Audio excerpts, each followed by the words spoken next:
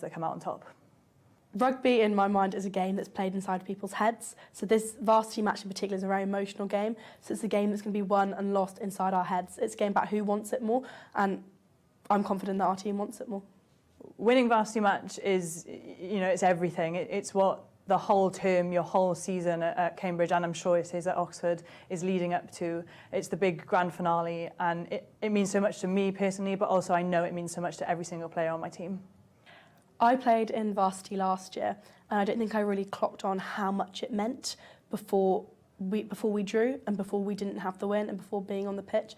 Varsity is the culmination of an entire season and also the journey you've been on with everybody around you. So it means a huge amount to win. It's just a really special feeling that you've got to this position with 22 other people who you're very close with. I'm really happy with my team. We've got a good load of returning Blues coming that are in their second or even third varsity matches. But we've also got some good newbies, and you should keep a watch out for some of them. Two in particular, Grace and Phoebe, both forwards. You'll see them make a difference. I don't need to say anything else. We're in the lucky position that we have quite a few returning Blues this year. So Clodagh Holmes has got phenomenal pace up the wing and in full-back. Chloe Murray-Hawley has also been fantastic this year, playing 10. I'm also really excited about the new talent that we've got in, especially Sophie Shams and Alex Wilkinson in the backs. They've got a lot of professional experience, and they've really challenged even the returning Blues to up their game by a little bit.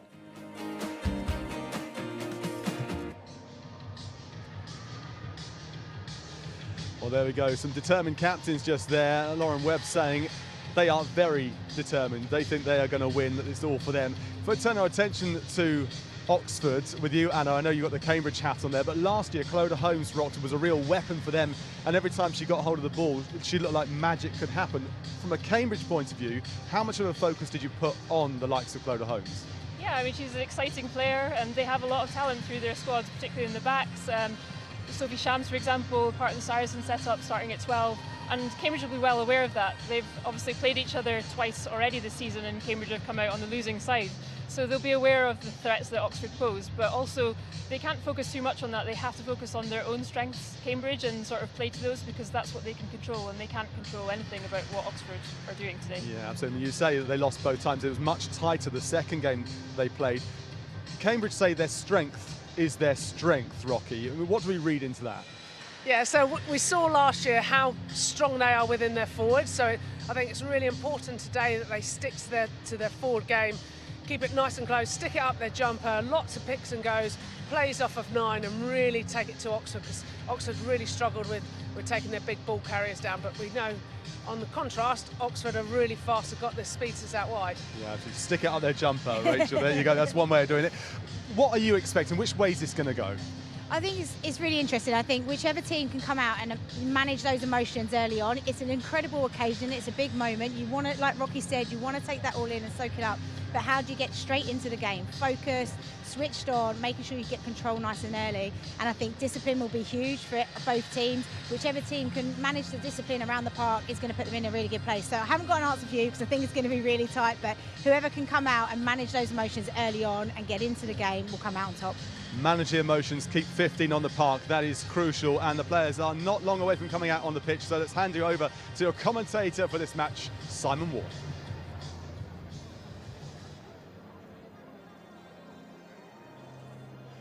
Good afternoon, everyone. Welcome to our viewers in the UK and around the world today.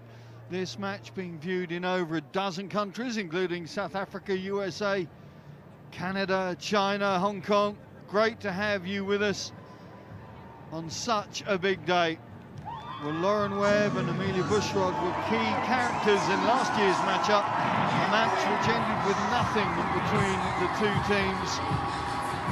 Plenty of memories still there from 12 months ago, albeit with some different personalities within the dark blue and light blue ranks today. Of course, before we get play underway, we are going to have some formalities, the first of which will be the presentation of the High Sheriffs. Jennifer Crompton, the High Sheriff of Cambridgeshire, will be coming out with Mark Beard, the Chairman of Beard Construction, and the High Sheriff of Oxfordshire. Always so much adrenaline rushing through those young bodies, but they've just got to put everything on hold for now.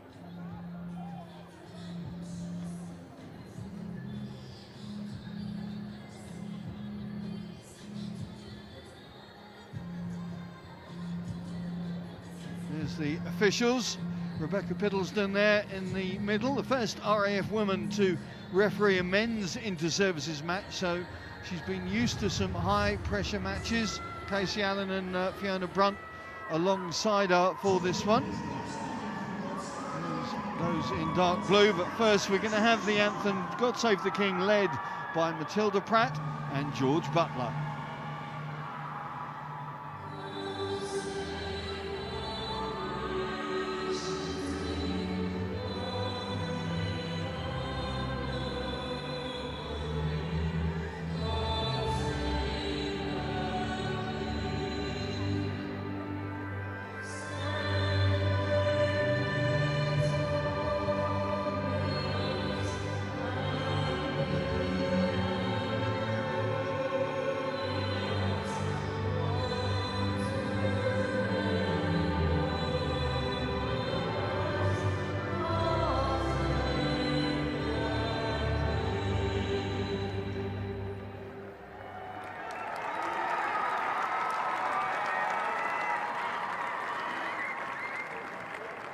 So the anthems are done. They're going to go now with the High Sheriff's presentation. There they go out to meet the two teams. Part of the unique formalities of this varsity day. What a day it is. Such a special moment for so many young people. Amelia Bushrod. Hello, sir. Welcome Jennifer Compton. Hiddleston just having a word with Mark Beard before he says hello to Lauren Webb and the rest of the dark blue lineup.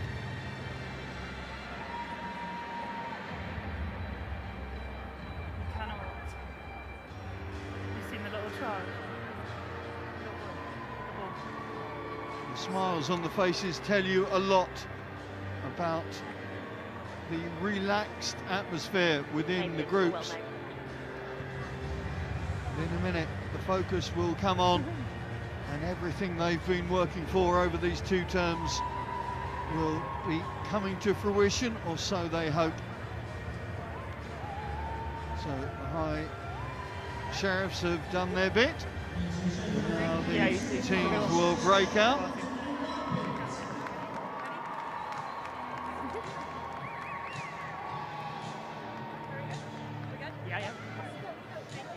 So Becky Piddleston tells the teams to get ready. Let's take a look at the two teams. The makeover for both teams is quite extensive.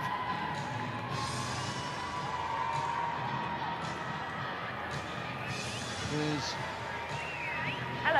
over half of the Cambridge side were on parade in 2022. There's an established and athletic engine room with Brendan Schneeman back again. Gomez Giljaspic is back also, this time though as loosehead. Watch out for the new tight head, Grace Izinian. She can blast open defences from 5 paces. Behind them, well, there's the likes of Vass, Bell and Twig, capable of capitalising on any openings they see. Rebecca. When we look at the other side, well, there's a handful of dark blues that were here last year. Significantly, Chloe Marie Hawley moves off the wing to take responsibility at 10. There's experience either side of her. Saracen Sophie Shams joins Alex Travers in a formidable centre partnership. Former England under-20 Alex Wilkinson will feed that back line. Watch out for Webb and Skinner in the breakaways. They will have a big say, you would think, in the outcome of this one.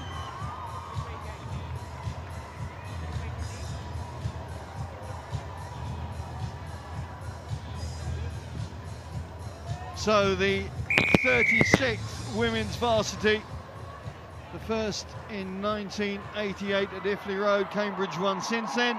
Well, Cambridge have won another dozen, but Oxford have 21 days to smile about. The draw last year, of course, something a little bit unique.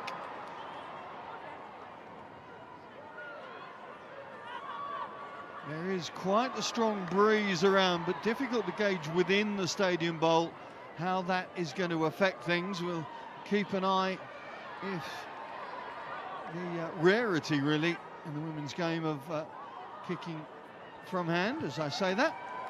Up goes the ball. And we're going to have to be wary of that. Nancy Twigg struggling to pick up the flight, and as a consequence, the penalty is given away.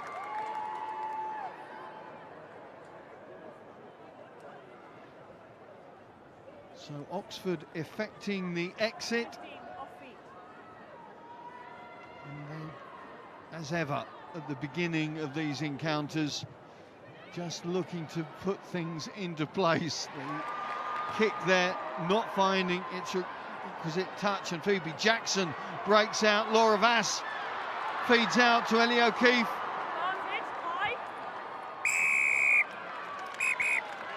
And I think the referee is just going to have a word here. In fact, she's happy to... Yeah, just quietening Hilda Schneemann down. I'm Simon Ward. Alongside me, World Cup winner Rachel Burford. Rach, these two teams have played each other before, and Oxford have won both, albeit by a reduced margin in the second game. Psychologically, is that in the minds of these players now? Yeah, good afternoon, everybody. I think, yeah, absolutely. I think from an Oxford perspective, you know, they'll be coming in with plenty of confidence, but they'll also be aware, you know, that final fixture, very, very close, 12-17. So they'll know that the threats that Cambridge do offer, but that psychological edge will be with Oxford at the moment. That a friend is going to be very prevalent in positions like this, such an athletic second row. Exploring a little bit wider, Laura Vass has got to be careful though. Lauren Webb is over the ball, and legally so, says the referee, and Webb is going to have to get on the right side of the ref as that 7 plays out. Had such an important impact last year, and I think you gave her the player of the match, didn't you, Rach? Such was her influence on the way that Oxford were playing. Yeah, she was brilliant last year. She was everywhere across the park, you know, whether that was dominance in a ball carrying or being able to turn the ball over at critical moments. She'll be again influential today, but it's been exciting to see the way that Cambridge have opened up in this first few moments. Last year definitely saw more of a physical battle, but we're seeing them move the ball, play the ball out the back, so it's exciting to see. And using Friend again off the fly half to try and make some headway in midfield before it's released down that back line. Ref says play on, so O'Keefe does. Hold. Lots of these players have come up through the third 15s and second 15s. There's our first take on Grace Azinian, the president of the Cambridge Athletics team. That is an excellent kick. That is just what the Light Blues wanted. Yeah, it was brilliant work from Phoebe Jackson, the number 10. Just comes across, spots there's a bit of space in the outside, but she's got too much time on her hand. Oxford just sitting off and allowing her to just take her time, see the space. And it's really well executed just before the line, and that piles back the pressure onto Oxford in their own 22. Yeah, pressure on Annabelle Rand with her first line-out throw. It works. Success for the Dark Blues. Now going to try and make some hard yards out with Sophie Shams. Shams keeping the ball alive. Hawley moves it out. Just getting out of alignment there before Sarah Skinner was released. There is the American, the 34th Rhodes Scholar from the US Naval Academies. Looking to have a big impact on the way the Dark Blues play. We've got a US Naval star. We've also got a Canadian sniper in the other side, so There will be no backward step this afternoon, you can be assured. Vianney Gomez-Giljaspic, the aforementioned Canadian Army member, first Mexican ever to play in this varsity, wearing the number 1 shirt for the Light Blues today, number 3 last year. Bushrod, making sure everybody's in position. Once again, it's Friend first up to offer. There's Izinian. She's going to take tacklers with her. Such is the power of the light blue tight head. Rose Scowen earning her 4th blue this afternoon. There's the break, and it's the captain who goes over. Emilia Bushrod has the first try on the board inside 6 minutes. 5 points, Cambridge to the good. Well, this would have been just the start that they wanted. Really starting to stress Oxford. Big carries through the middle, which then draws them in really tight. But it's the clever little snipe from the 9, just being aware, keeping her head up, scanning around. She's been excellent, just distributing, moving the ball away quickly, then suddenly just completely opens up. The defence isn't organised around the breakdown. And she is pleased, leading the side and getting her team on the scoreboard first. I don't think please does it really, does it? The elation in the Welsh girls' face there proudly tells me that the last 4 Cambridge captains have been, 3 have been Welsh, and carrying on that tradition now this afternoon.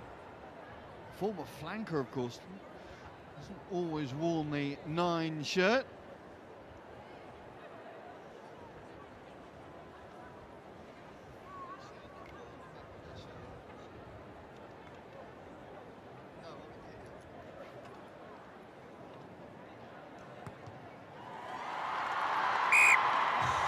Well, there's something that we didn't see last year. A successful kick from the tee.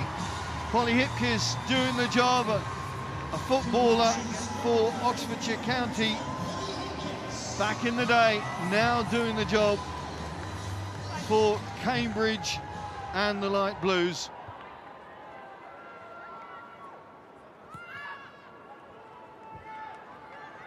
Of course, 10 points apiece.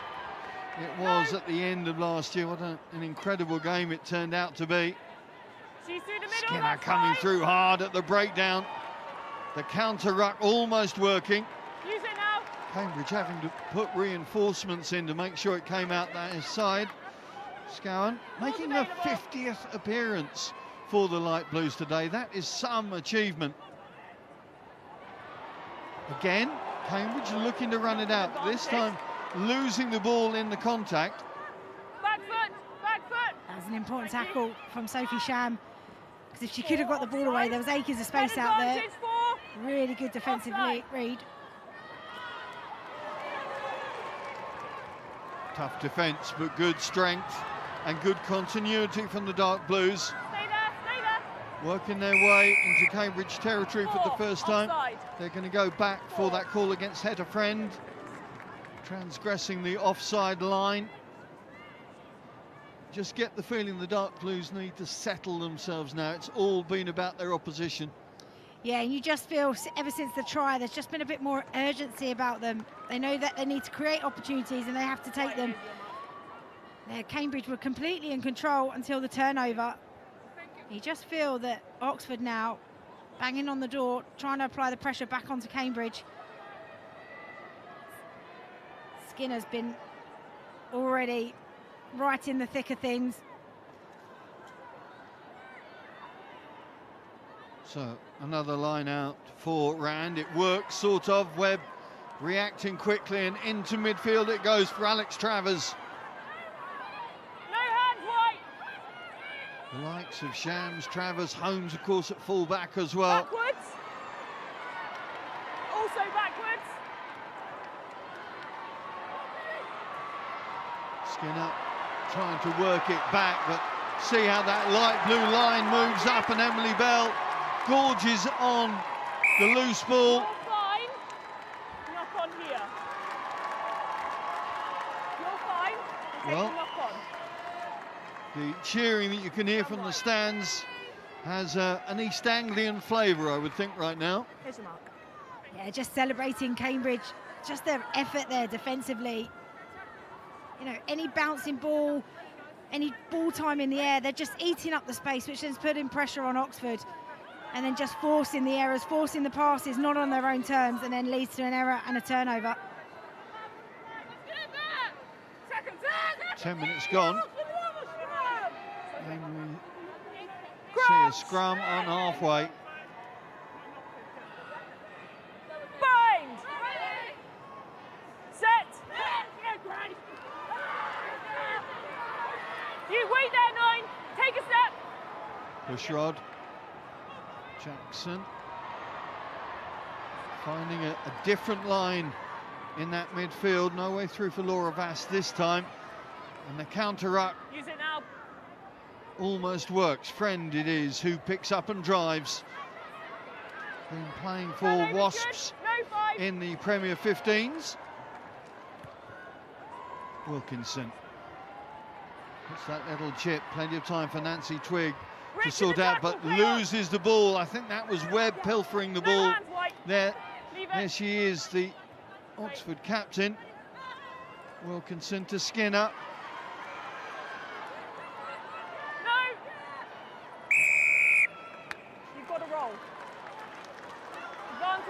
Wilkinson goes quickly. They will play under the advantage. Webb tries scorer. Last year, of course, that put the Dark Blues in front. A lead they couldn't hold on to. Kitty Levinson with a good leg drive. The first visit of Oxford into the Cambridge 22. Shams, little 1-2. They cut back in. Travers out to Holmes. Holmes, she does very well to keep it in touch. Fiona Brunt on this near side, the assistant referee, almost thought that she'd gone out. Yeah, she did so well to keep the ball in, was really aware of where that sideline was and just let go of the ball. But some really lovely play. The big carries through the middle is what's shortening up Cambridge, and then just the simple hands. Lovely offload from Holmes. We spoke about how dangerous she can be in a little bit of space, but drawing defenders in, offloading, starting to cause Cambridge some problems. There's Fiona Brunt. Big day for the assistant referee as well, because her dad's going to be the AR2 in the men's game. Casey Allen on the other side as well, so a memorable game for many this afternoon. Big opportunity here for the Dark Blues to make a mark on the scoreboard. Happy? Yeah? Okay. Time back on. Checking to see that Gomez Giljaspic is fit and able. There she is.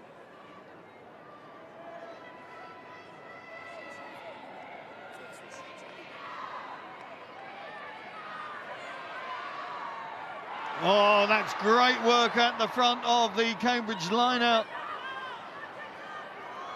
And the breakaway from Emily Bell. I think it was Buzz Jilks. Oh, who's going to pick this one up? It's gone back, and it's back in the Oxford ranks. An opportunity here. Shams to Travers, direct line from the outside centre. Leave it. Wilkinson. Hawley. Oh, that's beautiful transference. Clodagh Holmes pulled down just short. She was such a threat in the first half last year. Pen advantage. Out it goes to Rand. The Oxford forwards lining up. A moment of glory beckons. Big collision between Levinson and Izinian. Back foot.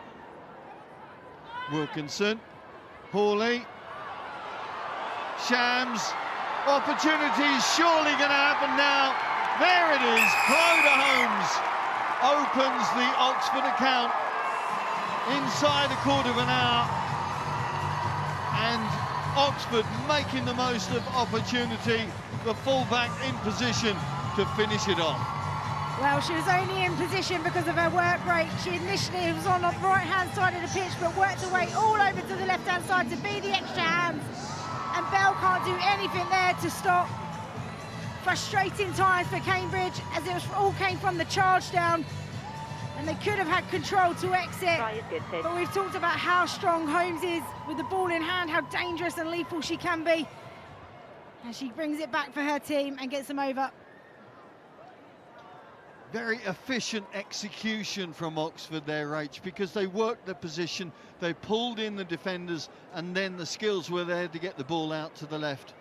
Absolutely, you could probably argue they could have scored on the right-hand side if they let the ball do the work, but then just stayed patient. Sometimes you don't take the right option, but it's all about staying patient, building towards that, and they certainly did that in the end.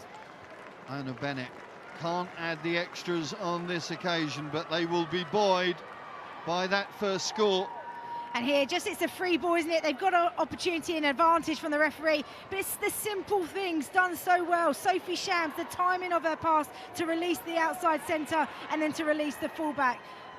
That will now give them plenty of energy and plenty of confidence after coming back from the try from Cambridge.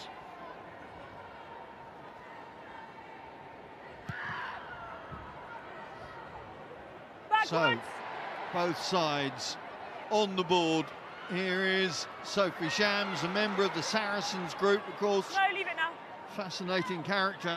Actually attended summer training camps at Saracens when she was a kid on holidays from school in Dubai. And here we are all these years later. Oh, she's had the ball pickpocketed by Emily Bell. Body, not ball. Bell setting up position for the Light Blues. Friend, as ever, first up in line. Use it. Scowen waiting. No. Ball's available. Bushrod waits for Izenian to get there. Grace Izenian, such power from the shot putter. It's going to do so much damage. Scowen. Good defence from the Dark Blues at the moment. Just edging Cambridge away from the try line. Schneemann. High. Dutch second rower unable to make any headway there. A high shot call, and they would go. Oh, she's turned turtle. Gomez Gil Jaspic thought she saw Not 10. the glory that she saw at the end of last year's varsity. It's not to be. Jeff Piddleston is going to take them back for not 10 though from that last kick. Bushrod asks Phoebe Jackson to set up the line out. No, she's going to change it. Izenian's over. I don't think, oh, she got it. Yes, she has. It was the tight head who scored for Cambridge last year. It's the tight head this year. Grace Izenian is on the try scoring board in a varsity match. Well, and doesn't she love it? And she certainly deserves it. She has been carrying through the thick of this team. Often 3 or 4 players hanging off her, which is giving her team the momentum and just powers her way through. A special athlete. But it all came from Bell, that intercept, that clever play, keeping her eye on Shams and managed to get thread between the 2 defenders and turn the ball over. But here it's all about power, leg drive, determination.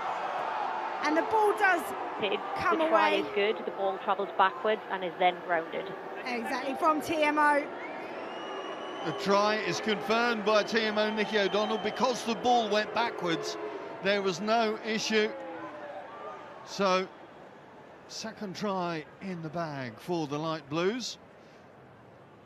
Polly Hipkiss looking to add the second conversion. Bounces it off the upright. Just take a look at this, Rach. Yeah, if you're going to get somebody to try and power over the line, she's the woman. So you just see here, she comes over and Skinner does a really good job, but because it goes backwards, she can just ground the ball there. Izenian, the lady from London at Darwin College now, doing her MPhil in architecture and urban design and having a big impact on the rugby. Only started in October. So many of these players have only been playing the game for 6 months. That lady hasn't. Rose Scowen earning her 4th blue and her first one in 2019. On the bench in 21 and then played at blindside last year. Knock on ball gives the chance for the Dark Blues to get into enemy territory, but see the tackles coming in. We'll go back for that earlier call, but already we're seeing in the tackle so much determination and physicality from both sides. Yeah, definitely both sides of the ball. You know, defensively, the line speed, the pressure that they're putting under, but then the double shots they're putting in because of the power that the girls are generating, driving through the contact area. It's going to be, you know, a fascinating matchup. It's going to be tired. And then just another look here. This is where all the pressure from Bell literally pickpockets it from Sophie Shams and then gets on her bike, gets her team into such a great attacking position. Not an easy skill when you've got a 2-on-1 on the edge to pick that off. Into the second quarter of this match with Cambridge in the ascendancy, but as you can tell from the scoreboard, this one is going to be a tight, competitive game. 2 tries for each side, of course, in last year's varsity. Zinian comes out hard and fast to try and get Amber Wilkins. Zoe Guy, the St Peter's second row. No, White, you're off your feet. Head advantage. Letting advantage off feet. Using Kitty Levinson a lot to try and break that light blue line. Now it moves out. Sophie Shams does well to rescue that one. Clodagh Holmes Still playing pen advantage. sets it back. Alex Wilkinson, another who's played for Wasps. I think she's now playing for Henley. Blue number 404. There she is, wearing the 9 jersey. Coming back. You've got to mark this.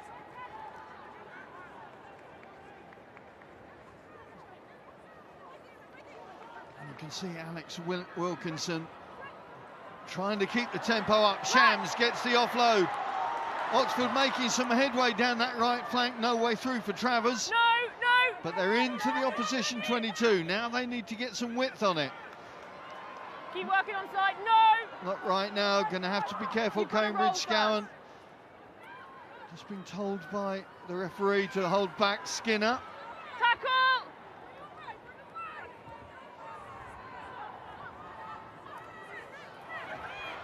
Front row doing well to just keep that ball moving. There's another one of them, Levinson.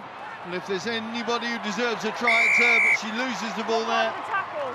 Must release first. Go back. 12. Just looking to see, I think it was Hipkiss not rolling away in the tackle from that. Did you On pick that up one, that call? on this one, it was she ripped the ball as the tackle was being made. You've got a clear release before you do No that. hands. Wait. Skinner sets up position. Here come Oxford again. Hawley spots a way through to the white line, but pulled down by Nancy Twigg, her opposite number. It's still there for the Dark Blues.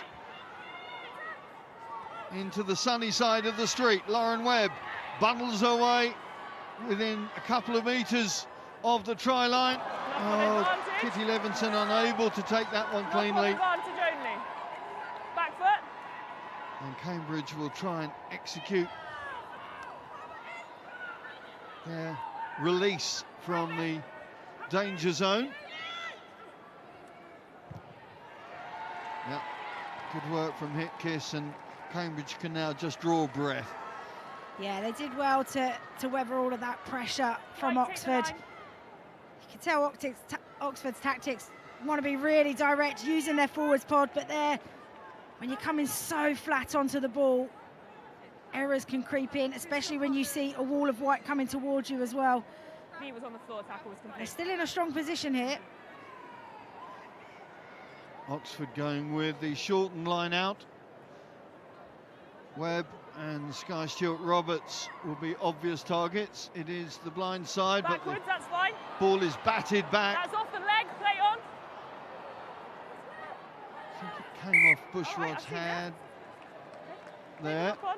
Scrum Blue. Sophie Shams making sure the referee knew that one. Spot the Premier 15s player. Yeah, exactly. Using her experience just to influence the referee, just help him out. Saw some lovely play from her down the right-hand side, didn't we? Offloading on the inside, getting back in support. Well, it wasn't that long ago that she was a teammate at Durham University of Phoebe Jackson, the Cambridge fly half. Played alongside her as Shams was doing her geophysics degree. Played at DMP as well, I think, while she was up there. Backwards. But now in the Cotswolds with the dark blues. That's good covering tackle, but the ball is still alive. It's a kick chase. It should have plenty of time there for Laura Vass. Oh, it's such a shame that the passes didn't quite go to hand. Can see what they could do. They stacked Holmes on the right-hand side, knowing how lethal she is. Only one defender to beat, but because the ball went behind her, it allowed the defence to be able to recover. So we're seeing moments and glimpses of what Oxford can do in attack. Lovely little option there. The officials just sorting themselves out, and it's going to be a goal line restart for Cambridge. I think it's good to see the ambition and the scope that Oxford are looking at with both sides, looking at those right-hand and left-hand side channels and trying to keep that Cambridge defence stretched. Yeah, well, any good team, you want to have, you know, both attacking threats, both sides of the ruck, so that doesn't allow the defence to be able to read exactly where you're going to go. Holmes. I think there was just a fingers knock on there from Travers. Travers, a fine cricketer in her own right. Opening bat, she won her first blue at Lord's, England age grade, but handling just not quite there on that occasion. Yeah, just both teams desperate, aren't they, to play, to try and keep the ball alive, and at times when it's frantic and you've got the opposition flying in, sometimes the right option is just to look after the ball, reset, go again, build the phases, build the pressure. Set.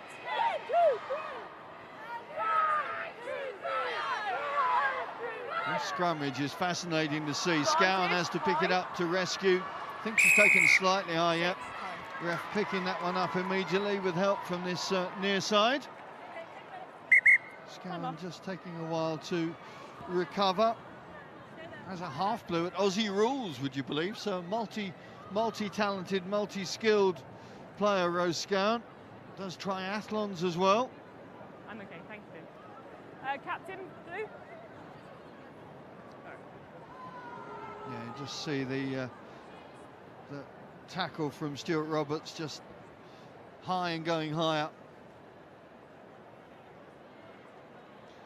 We always talk about 10 minutes going into half-time, Rach. With the scoreboard at the moment, Captain White. the next score psychologically could be very important to the teams going off at half-time. Yeah, it's always important that you go in at the half on your terms, whether that's you've just held a try out or whether you've just taken some points. So it's really critical, because then that changing room dynamic has a different feel to it. You then have a different approach to how you might come out and start the second half. So it's a really important next 10 minutes for both teams. Well, they've certainly put plenty of energy into the first 27 minutes. It's a penalty.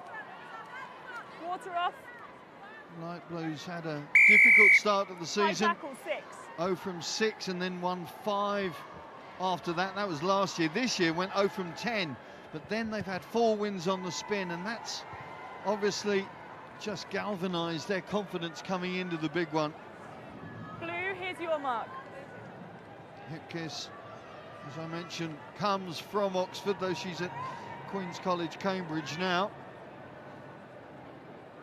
And a very important player to have, particularly with her kicking skills. Played in last year's Rugby League varsity as well, I know. Got her football blue the year before that. Line out doesn't work. for Cambridge. Advantage. Greta Grabowskita is playing in the number 2 jersey, but no Saffron Hicks this afternoon. Maybe that's why Gomez Gil-Jaspic is taking the line out. She's used to playing at hooker. The Mexican, no problem there. Backwards. A ricochet works just about for the light blues. Nancy Twigg finds no way through there. Yeah, So they have to peel it back, and again, Hetterfriend, another multifaceted sportswoman. Lacrosse, javelin, now a 3rd blue in rugby union. Played on the right wing in her first blue. Such is her athletic ability.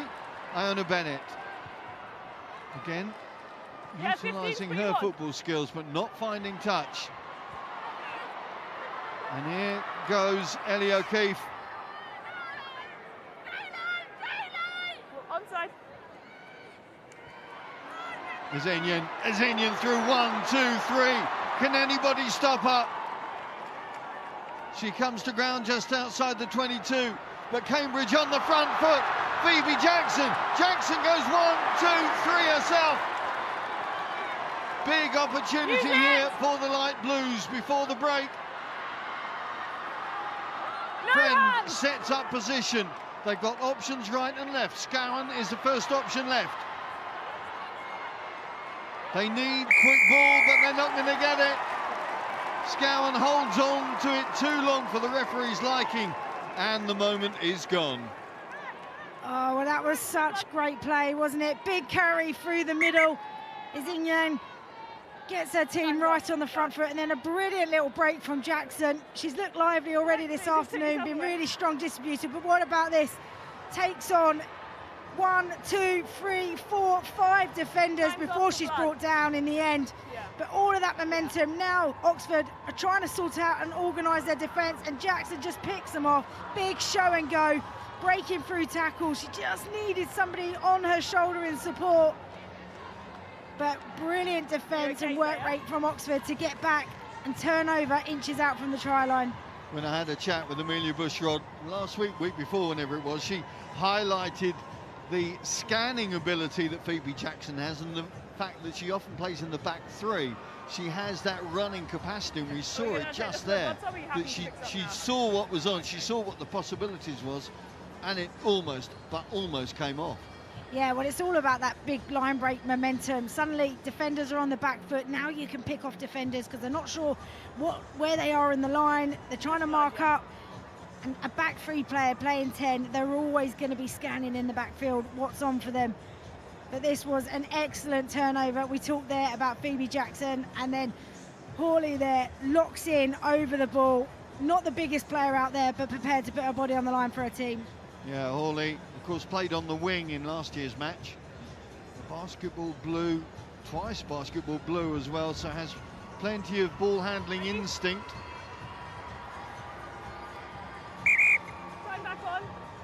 Right, everybody fit and able to return. 10 minutes left in this first half. 7 points the difference. That try from Grace Azenian.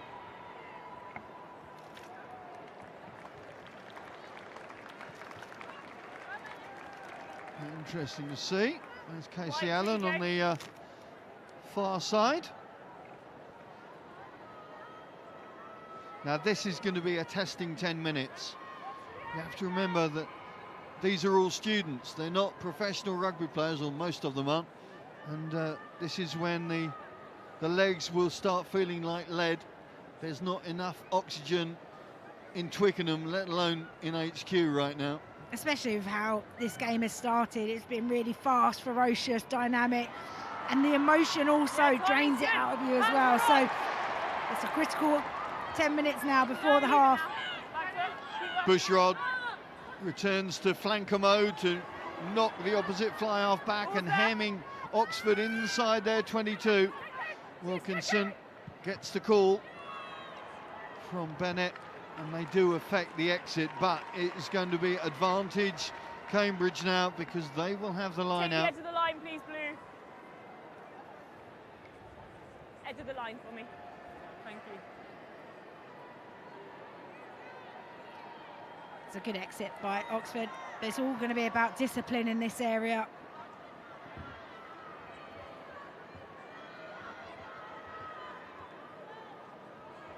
The line out works this time as Buzz Gilks makes sure the ball is there for her forward mates. But now suddenly goes Lauren Webb, pilfered that one. How did she do that? Well, just when her team needed her, the captain steps up. Shams, nice little offload out the back door. Travers tries to straighten things up. They've got numbers out to the left, but the ball is just slowed down enough by Cambridge that they can reset. Webb again, the conduit. Can't get it out cleanly to Katie Haynes. And now it's Bushrod. Oh, the two captains. Bushrod went for the little kick through. Webb said, "You ain't having any of that." And the air kick resulted. Well, it's a brilliant battle, isn't it, between the two captains. You've got Webb breaking down one side of the pitch, and then on the other side, Bushrod also trying to do the same. But here, it was a really well executed line out initially, but Webb just comes through the middle and pinches the ball. It's a mastery of a 7. There's lots of things that flankers do that we never will ever know. But brilliant response in the end from Bushrod and her team on the right-hand side, applying that pressure. Good option to try and kick over the top, knowing that the touchline was there, but Webb ever so present and aware exactly of what she needed to do in that moment. Now, Clodagh Holmes, just on the left of your shot there, is having some attention. She won't need reminding. Last year, she only managed it through 45 minutes of this game. But thankfully, looks to be fit and able to return now. Had such an impressive first half.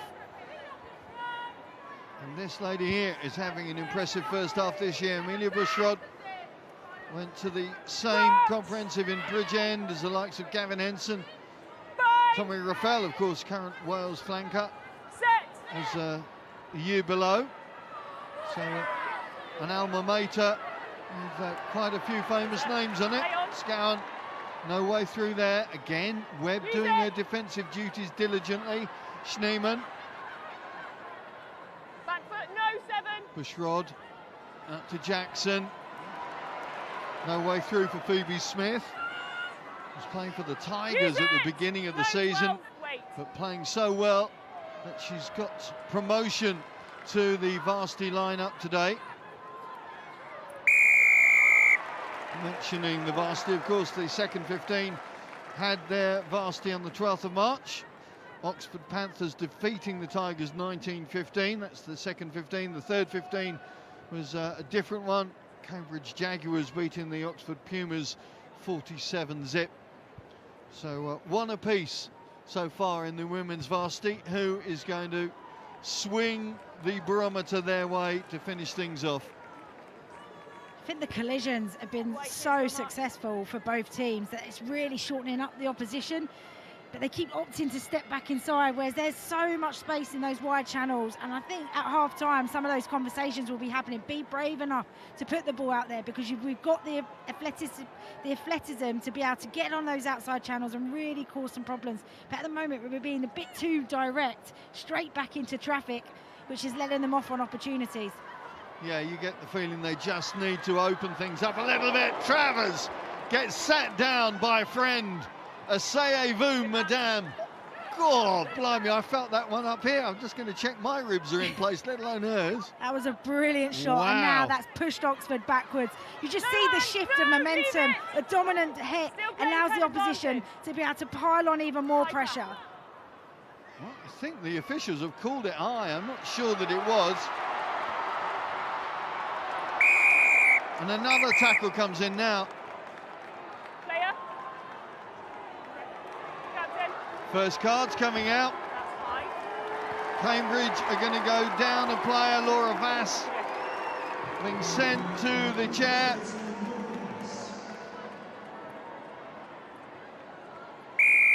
High. High call from Ref Peddleston, and Cambridge are going to have to survive the next 10 White, take the without line. their outside centre.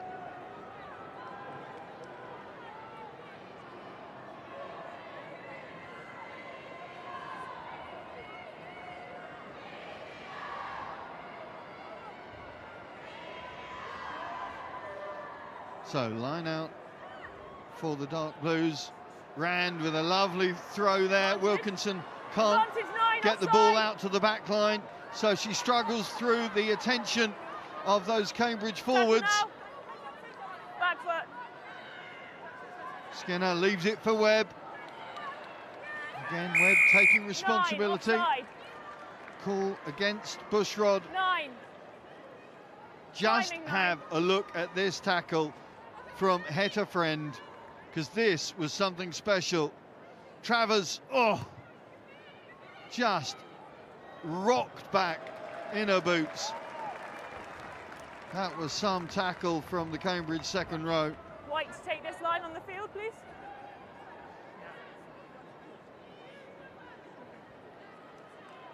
Not now. Inside the final 5 of this first half.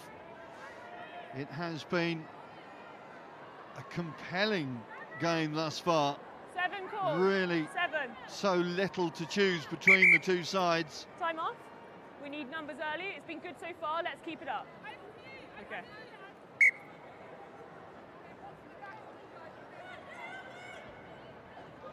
Rand again throws long. That is excellent darts from the dark blue number 2. Shams can't find Travers cleanly, but Travers rescues it. Bennett has to push back inside. No, Oxford White, go. sensing opportunity here, trying to find that gap where Laura Vass was. Webb Keep coming. just Keep about coming. gets it back. Wilkinson, see those front row forwards No, licking no, their lips leave at the it. prospect of a trundle towards the white line. Hawley throws the ball away in desperation, trying to keep things moving. And that was Forward pass, a scrum White. forced pass that Chloe Marie Hawley really didn't need to make. They managed to stitch together so many movements Mark's here, let's inside go, that please. 22. It was a matter of keeping patience in order to wait for the gap to appear. Cambridge will be in no rush to settle down for this scrum, that's for sure. Time off.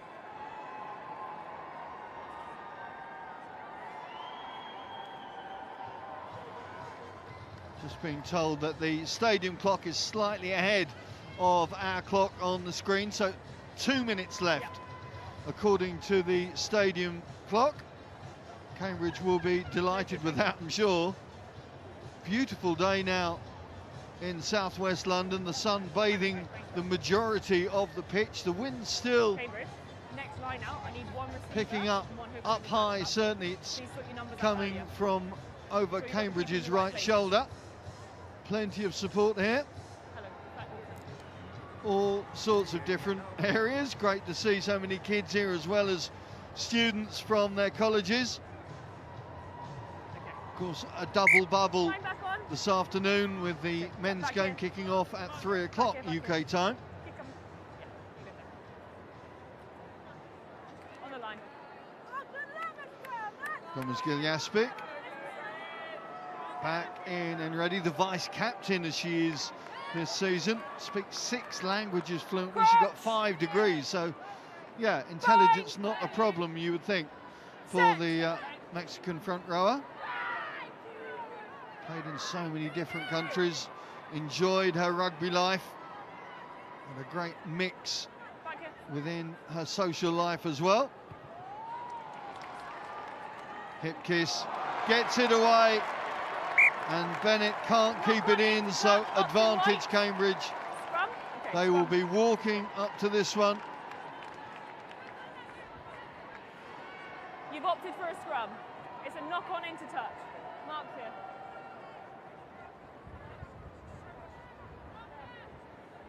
Bushrod Let's just go. Mark's here, please. calming her Yeah, team thank down. you. They're going to go with the scrum option from that knock forward, a safer option perhaps, certainly in the mind of Amelia Bushrod. Doing her chemistry degree at Pembroke College. I'm sure all those there will be cheering her on if they're not here in the stands. Scowen, another scientist, physics her game at Magdalen College. Ball got back to Polly Hipkiss. I think she stepped out though. I think that's an unforced error from the inside centre. Yeah, she realises it now. White, take the line. So it looks like Cambridge are going to have to resist this final play of the first half. Thank you. Confirmed by referee Piddleston. Now, White, ensure you're on the line, can please. Oxford make something of this? Annabelle Rand's darts have been good, the last two. Not straight. That just goes slightly squint. Refs had enough. It has been a fascinating first 40 between these two. Amelia Bushrod getting Cambridge into the lead after just 6 minutes. Clodagh Holmes responding on the quarter of an hour mark. And then Grace Azinian celebrating her first varsity with a try to make the half-time score here at Twickenham. It's Cambridge 12, Oxford 5.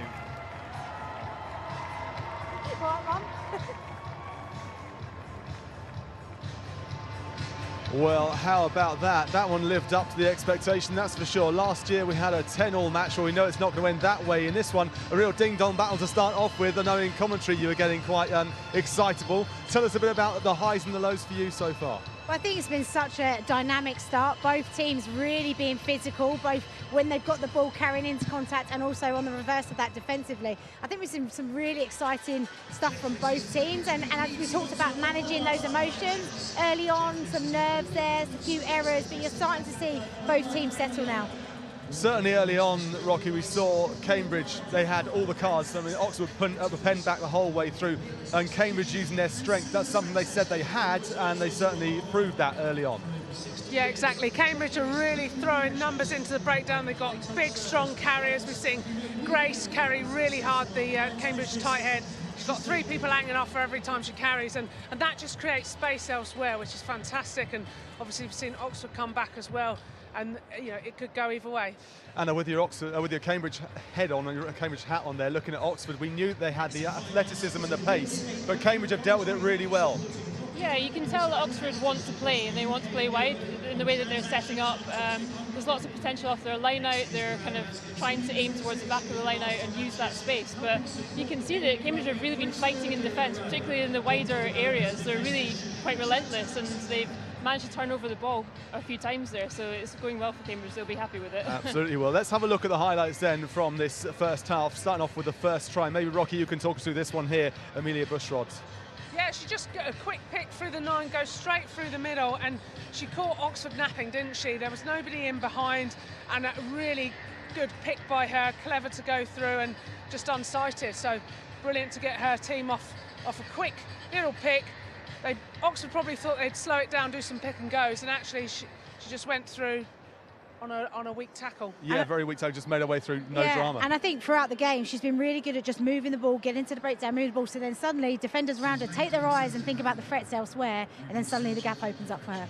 And then the conversion, well, we didn't see any conversion struck last year. Well, this year Polly put that one straight through the sticks. Nice to see as well, Anna.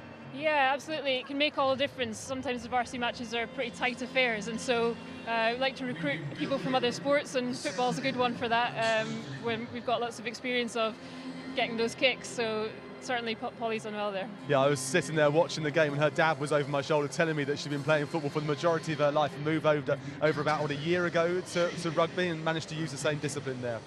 Yeah, and it's quite a successful pathway. I came from football myself. I think it's really helpful, obviously, for the kicking, but looking for space, attacking space. There's lots of transferable principles there. The Oxford try then came after a period of them really pressing, it has to be said, and Cambridge were doing all they could. Oxford not getting over the line, but they were pressing. Let's have an eye on this one. Maybe you can talk us through this one, Rachel. Yeah, well, it was really good work rate from the team. They suddenly, from the try from Cambridge, the urgency lifted, looking after the ball, retaining the ball. They had advantage here, but they had a huge overlap. And Rocky spoke about big ball carries in the middle, sucks in defenders, and then it's the simple things done really well. And Holmes actually worked from all the way on the right-hand side to get on the left-hand side of the pitch, to be the extra number, to be the extra player, and then in the end to be able to finish. That work rate has been incredible from her in the first half. We mentioned her, didn't we, at the top of the show, really, Clodagh Holmes, to watch out for, because we saw her last year and she was a real weapon for them. And it is the thing, if you can contain Clodagh Holmes, maybe you start to contain Oxford. Well, maybe, but they've got other threats elsewhere. So once you've got one area contained, there's going to be other threats across the park. I mean, I think Sophie Shams is having a really good game. Defensively, she's causing problems. She's been a really good link player. And, you know, both teams have got dangerous weapons, but there's also a lot of space in those outside channels. And I think in the changing rooms right now, they'll be talking about, be brave enough to put the ball there. We don't need to go route one every single time. Alex Travers, we were talking about her a little bit as well. Ball carrying seems to be a good thing. And I know, Rocky, that was, from Oxford's point of view, somebody who you identified as a useful player, but needs to maybe get into the spaces a bit more. Yeah, absolutely. The line she's picking today, she's taken out 3 defenders, but I think there's just a little bit of space. If somebody's off her shoulder, because she's so hard to tackle, that she's creating space elsewhere. So, as Burford said, if you can get that extra pass on, then I think, yeah, they'll be in all day. Grace Isenjon's looks really, really impressive when it comes to any part of the pitch. In fact, you look up, if there's a big tackle, well, she's there. She's always been brought down as well. Scored a fantastic try. Talk us through that one, Anna. Oh, she's a fantastic player to watch, isn't she? At the start of the match, you asked me, is it hard for these players to enjoy the big occasion? And you can just see from Grace and some of the players around her, they've got big smiles on their faces. They're having a great time. And so she just knows she's got that confidence. Maybe quite lucky with a little bit of a fumble on the line there, but she's got that confidence to take on those players and use her power to power through there. She's been doing that all around the park, Yeah. not just 5 metres out. And as Rocky said, it's really causing a lot of problems because it's taken 4 or 5 defenders to actually bring her down. Suddenly, shortens up defence, space elsewhere. But yeah, she's a really exciting player. And one to watch for the future, isn't she? 100%. I think we need to get her number. Yeah. Well, no, it's been a fantastic first half. We'll come back for some more analysis in just a few moments. But right now, the atmosphere inside the stadium is really building. Great to see so many fans here. Let's just have a look at a few and have a little moment here before we carry on with our analysis.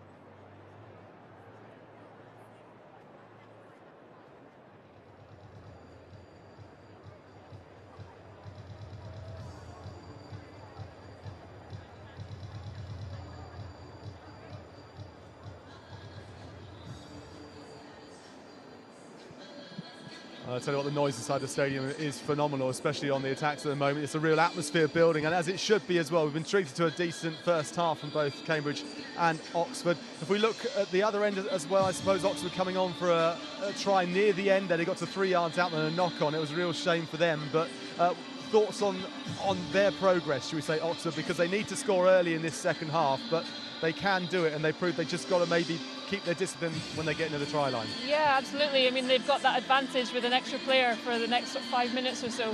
Cambridge will be very pleased to have got away at the end of that half without letting Oxford in, and so Oxford will be looking to capitalise right from the start on that extra player advantage. Yeah, thoughts on that tackle that led to the yellow, Rocky, for Vass? Yeah, the crowd definitely were sucking deep breaths in, so yeah, it's definitely one with gone too high there. So yeah, fair result. Yeah, absolutely. We've spoken a fair bit about some of these players. I mean, Clodagh Holmes we mentioned as well, Alex Travers and Sophie Shams. We mentioned Sophie Shams as well for Oxford because looking quite lively. Yeah, I think she's looking really good, both sides of the ball. In attack, she's linking really well. She's getting offload. She's playing really close to the line, which is drawing the defenders in. But defensively, she's made some really good hits, really good reads, and got a really couple of critical turnovers. So she's slotted into that midfield position, and she's doing really, really well. She's done really well just running that outside defender to draw them in, so 2 players are on her. So she's always given her outside players more space with the ball. Inside that change room, Anna, what are the Cambridge team saying to each other? We'll be looking kind of on the flip side of what I just said about Oxford. They'll be looking to keep it tight for this next sort of 5 minutes. Really trying to just hold on for the next 5 minutes so that Oxford don't get any points, while they've got the extra player advantage. I think that they'll just be looking to look for the same opportunities that they've already taken advantage of in the first half. So we saw Millie Bouchard seeing some space around the ruck. They'll be keeping an eye out for that, and just sort of getting it wide as well. As we've noted, there's lots of space in the wide channels, so it's just about linking up and moving the ball to those areas. Yeah. Such a fine margin, isn't it, in this game here? 1 try, 1 conversion, and it's all square again. Rocky, for Oxford, what do they need to do at the start of this second half? Yeah, they need to expose that extra woman overlap and make sure that they're utilising those wide channels. A couple of their lines, they're just a little bit drifting. I think if they straighten up and get the ball out wide early on, I think they'll get some real rewards. In the commentary position where you are getting to see this from the gods looking down on this one, Rachel, you're getting to see more of a overview of the pitch than we're going to see on pitch side. Has this one lived up to the expectation? Has it gone the way you thought it might have gone at the start? I think it's gone beyond expectation. I think the skill level and physicality that we're seeing today is far beyond from last year, and I think we've got another second half to come, which is just going to be a great opportunity for these girls to showcase what they can do. There's plenty of opportunities for both sides. Cambridge are going in with probably a little bit more confidence. I think they've been more controlled. They seem really settled. In moments of breaks, they're coming together and having conversations, and I think it's going to be a really tight one, but I'm edging towards Cambridge. I'm not going to bet against that one, that's for sure. We are getting ready for the second half, ladies. Thank you very much indeed. Back to commentators then, up in the gods at the moment. I know you're going to join in just a few moments, Rachel, but it's back to Simon Ward. Well, last year's varsity, they were 5 points apiece at half-time, 10 points apiece at full-time, of course. Just a 7 points difference, and it is just that 1 score differential that will give both teams some confidence coming back out onto the track. You look back over history, and of course varsity is all about history. The last 3 years there's only been a 1 score difference between the two sides, and in the draw as well from 2022, and it shows how tight this match can be. Both teams have shown plenty of ambition, plenty of positivity in that first 40, but of course Cambridge have to survive for the next few minutes without Laura Vass on the sin bin. Buzz Jilts, the younger sister Poppy, is waiting on the bench.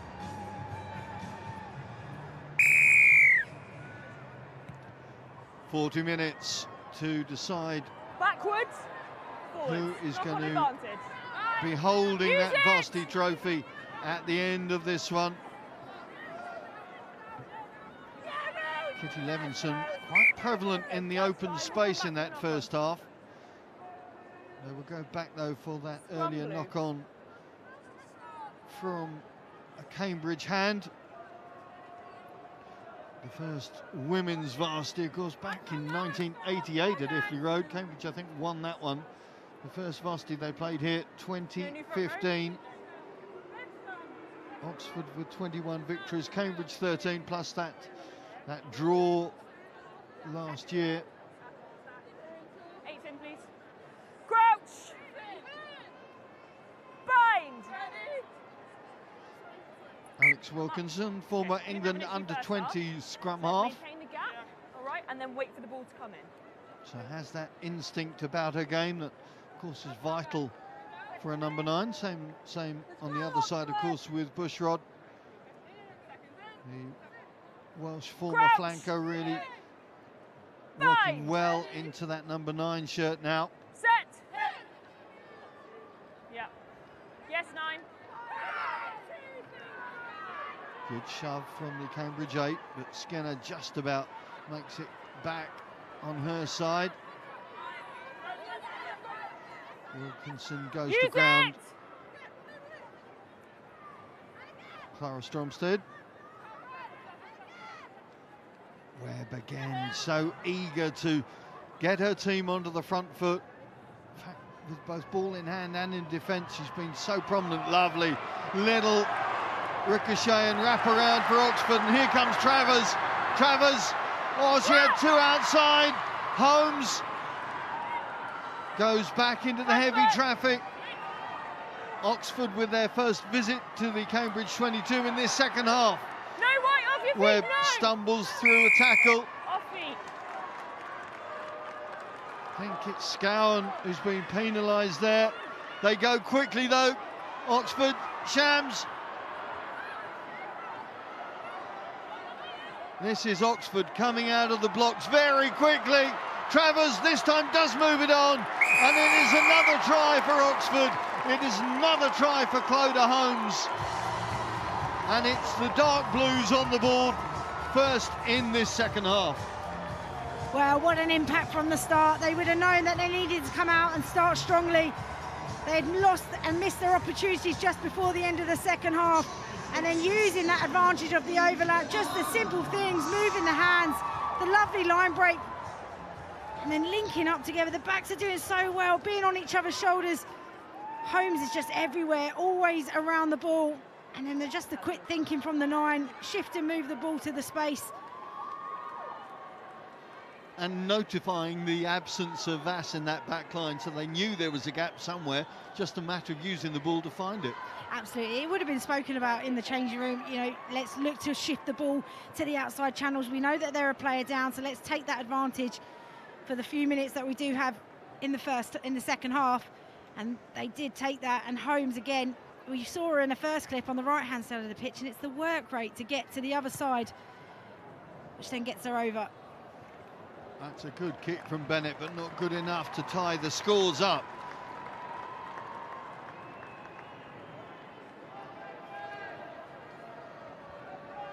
Just simple hands, really good link play. Travers moving the ball to the outside, and Holmes is so good just on that outside angle. Makes it so difficult to try and stop her. And Travers, as the 13, aware that her fullback was there as that overlap, which she'd ignored on this near side just before. So good awareness from the Oxford 13. Well, this match back in the melting pot. Plenty of time to play, and it's going to be fascinating to see how it plays out now. I think just looking to see, I think Cambridge are back up to full strength. I'm looking to see if Laura Vass is on. Well, she's just about to come on.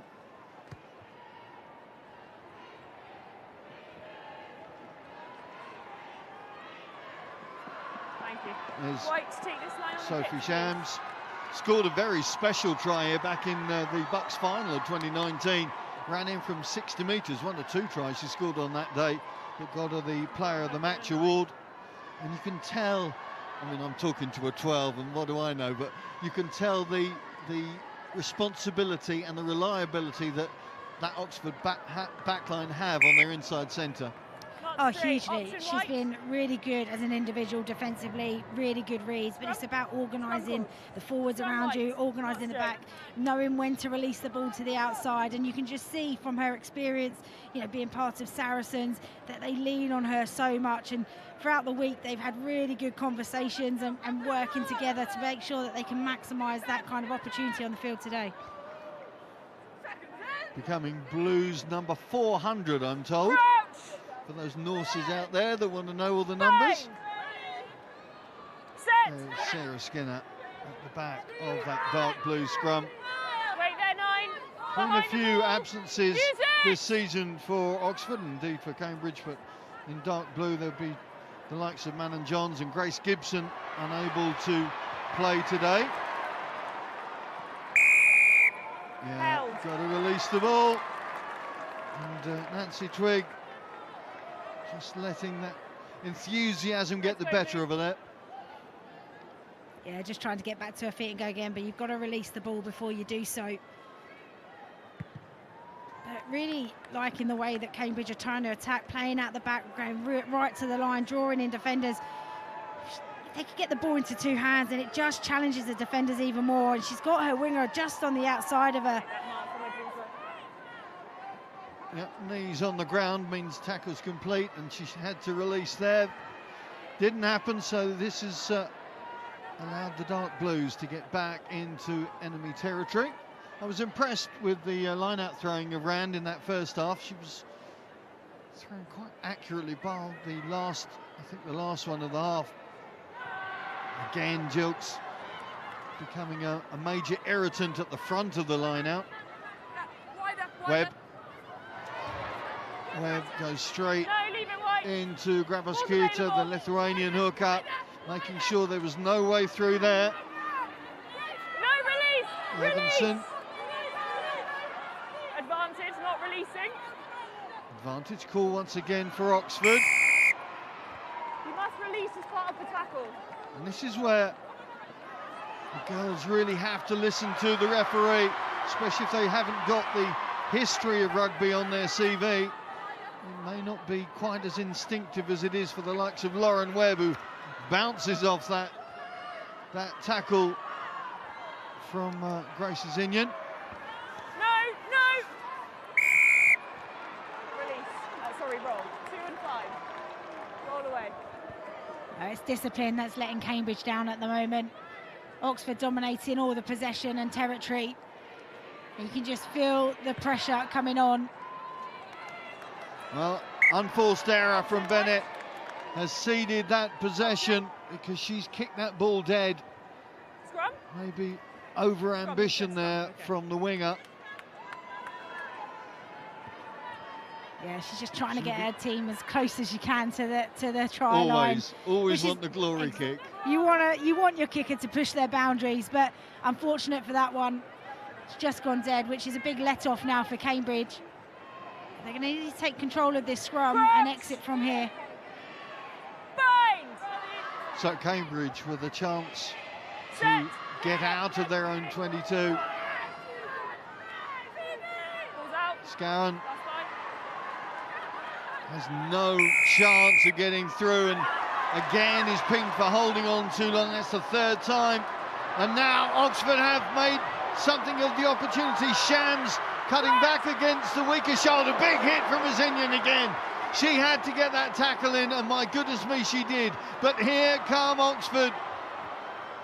Shams keeping the ball alive. Cambridge trying to work that light blue line away from the whitewash behind them. Use it! Early in this second half, but the Cambridge defence under duress already. Whatever was said by Ricky Khan and Lauren Webb seems to have worked for the Dark Blues. They've got numbers out to the left. If they transfer it, now it goes out. Backwards! Pass is not accurate enough. Yes, Emily Bell up very quickly. Here they come again with Skinner. The American does well to rescue that for her team. Counter up comes through, but not legally from Gomez Gil-Yaspet. Coming in from side entry, Wilkinson trying to catch Cambridge with their backs turned. Wilkinson's done it! Alex Wilkinson, super sniper from number 9. Just when they weren't looking, Cambridge get caught cold by the Oxford scrum half. Well, that's poor defence. Wilkinson has been tapping and going on the last 3 penalties, and you can't turn your back on a 9 that wants to inject tempo, and that's exactly what Oxford have done since the second half. It's all been about urgency and tempo. You can't turn your back here, and she just takes it on. She sees the space. She's still got lots of work to do, breaking through defenders. She should never have got through. And in the end, 5 Cambridge players all on the back. And then suddenly she gets their team over. What an impressive start to this second half from Oxford. And for the first time in 50 minutes of this game, Oxford have their noses in front. Conversions still to come, of course. But those postgrads, undergrads, parents, friends from the Cotswolds will have a smile on their faces right now. Long time still to go, of course there is. But that's the start that they were looking for. What a kick! What a kick from Iona Bennett! And what a valuable 2 points for her team. There's the smile we've been waiting for. That is an impressive kick. Extremely challenging windy conditions down there, and then just to slot it through the middle. We talk about these games being tight encounters between the two, so conversions become so important in the latter stages. You just feel the confidence is all with Oxford right now. Let's see how Cambridge can respond. Yeah. Well, we've still got the best part of half an hour to go, but that could be a match-winning kick. I'll put it out there early. That was some conversion from Iona Bennett. Now, change in the Oxford ranks. I think it's Katie Haynes, the left winger.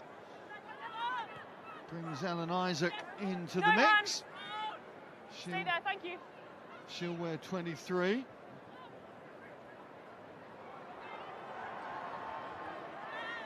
Now, what have Cambridge got in their locker? Lovely transference from Webb. I said the 7 and 8 in dark blue could be prominent in this game, and so it's proved. As has this lady, loose-head Kitty Levinson.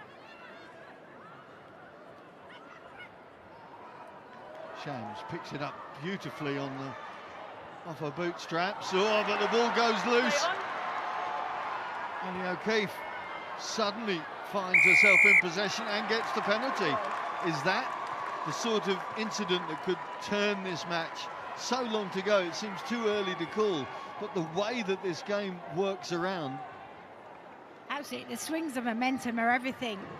You think Oxford there completely in control, trying to force the pass, and then O'Keefe just picks it off. Blue, here's your mark. Now earning themselves a penalty as well. That gets them into a strong position. We know that their set piece has been going well this afternoon. So what can they launch off this line out?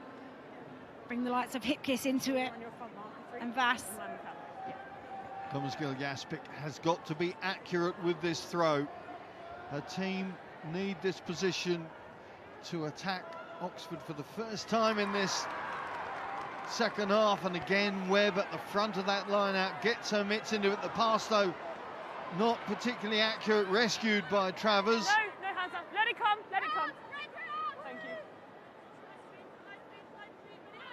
Hands are on, that's fine. No way through for Stromstead, but setting the ball back for the rest of her team, led by Uga Rand. The caterpillar is long and effective for Wilkinson. Doesn't get depth, but gets plenty of height. Oh, and Bell and Jackson just colliding in midfield. Looks like they're both okay, thankfully. Let's keep an eye on that. Mazinian trying to get her team back into the enemy 22. Here's Jackson. Oh, Vass too far in front of her.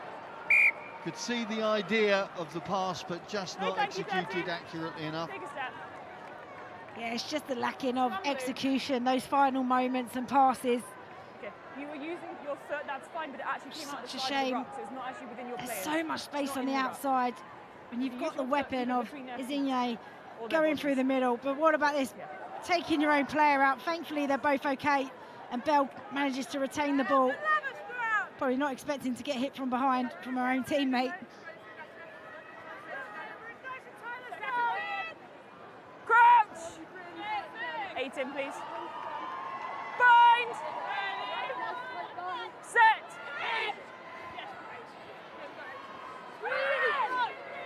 Again, big pressure from the light blue 8.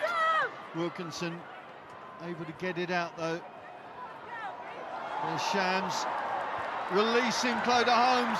Holmes back in to Hawley. Hawley, of course, on the wing last season, so plenty of speed should she get the opportunity to show it.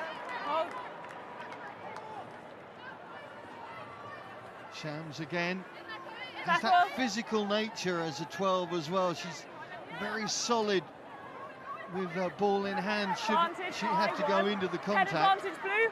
High tackle 1. High tackle call from Gomes Gill-Yaspic again.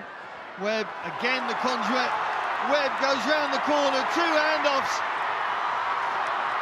gets the ball inside, almost for Stromstead. Ball's gone loose. Well, again, we see how important Lauren Webb is to her team. Yeah. Wilkinson is going to go quickly, though, keeping the pressure up on the light blues. Skinner, head down and drive, almost but not quite. Wilkinson organising. Through the middle, play on. Good work from Friend, coming through the middle of that ruck to stop the opposition scrum half getting easy release. Oxford just forced back another 3-4 metres. Now it's out once again to Webb. She has the alignment and the nose to find the gap. Shams steps inside, now releases. It's hat-trick time for Clodagh Holmes. Wow, Oxford do it when they needed to.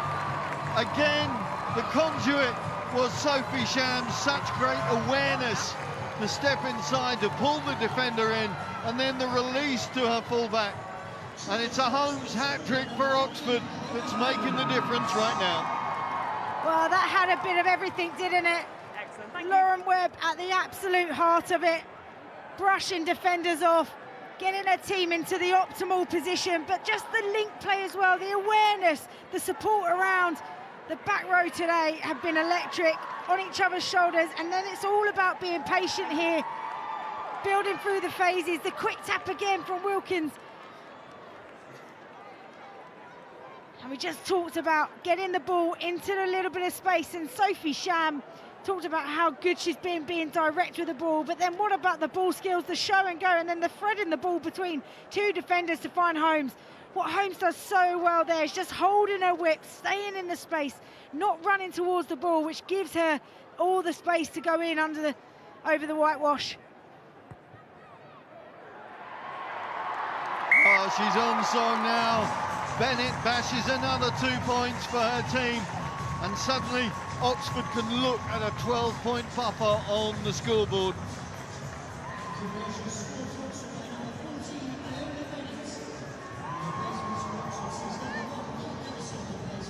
Well, we talked up Holmes, didn't we? And now she's got a hat-trick to her name.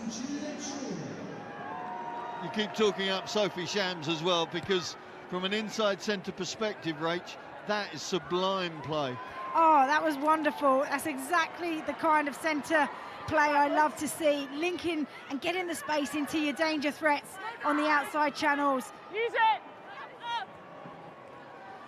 Well, there's a number of contestants, shall we say, that are stepping up for that player of the match berth.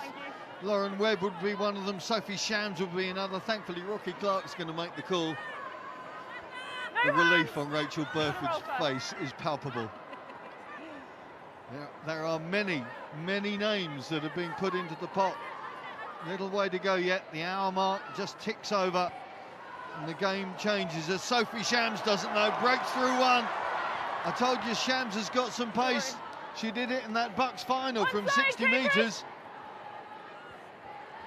Stromstead and Stuart Peters getting more and more involved with ball in hand. Hawley keeping things moving. There's Webb appearing in midfield now. Good work from Alex Travers as well. You see the confidence really building through dark blue ranks now, don't you? Oh, hugely. You can just sense that they've got that belief back. You know, I think from the start of this game, Cambridge came out all guns blazing. The defence, the line speed, the pressure that they were putting under, they weren't expecting it. And you can see the confidence now lacking in Cambridge. They're sitting on the line. They're allowing Oxford to come forward and play. And Sophie Sham, she's been doing this down the channel so many times. Two hands on the ball, little show and go, which gives her the little line break. Crouch. It's lovely to see that earning her first blue, and she's playing so well. Set. And enjoying herself. You can see it, fun in the sun for Sophie Shams so far. Had to recover from 2 ACL operations back in the day, but looking strong, looking solid, looking fast, and with the brain, with the sight to see what's on and what's needed, pulling the right strings. Absolutely, and I think, you know, I spoke to her this week and she just talked about how hard this team have been working, the work that they've done together, and you know, they had all the formalities last night, their shirt presentation. They give each other a book which has lovely messages about them, and so she talks about, very personal, she talks about how together their squad is and how this is her immediate friendship group, and you can see that by the way that she plays. She's putting everything out there for them. Yeah, having coffee with Lauren Webb last week, she saying the hunger in the team was the phrase she used, and you can see it, and it's just building and building. And when you remember that they were second last in the Bucks League last season, they're second from the top this season. That shows quite a transition for those in dark blue. Those in light blue now have to find some sort of transition in this game. Rose Scowen certainly will lead from the front if she possibly can.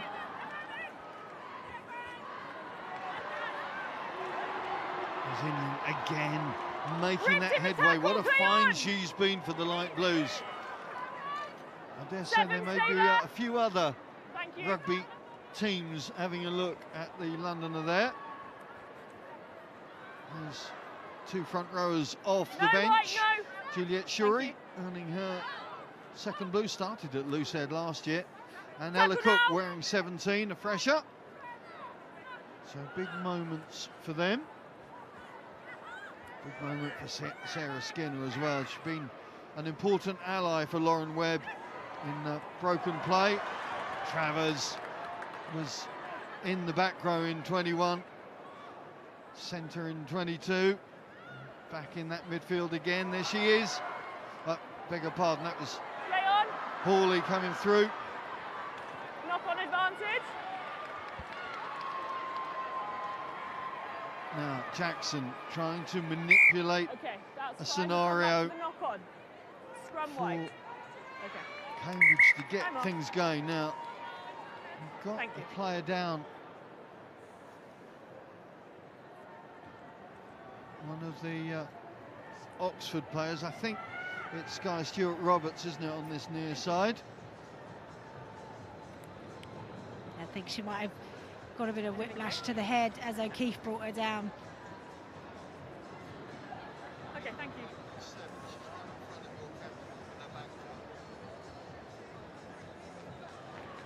There's Phoebe Smith. I love the work that the girls have done in giving me information. Obviously you don't know them, but Phoebe's stood out. It said she's bought a flock of Shetland sheep and plays the piano.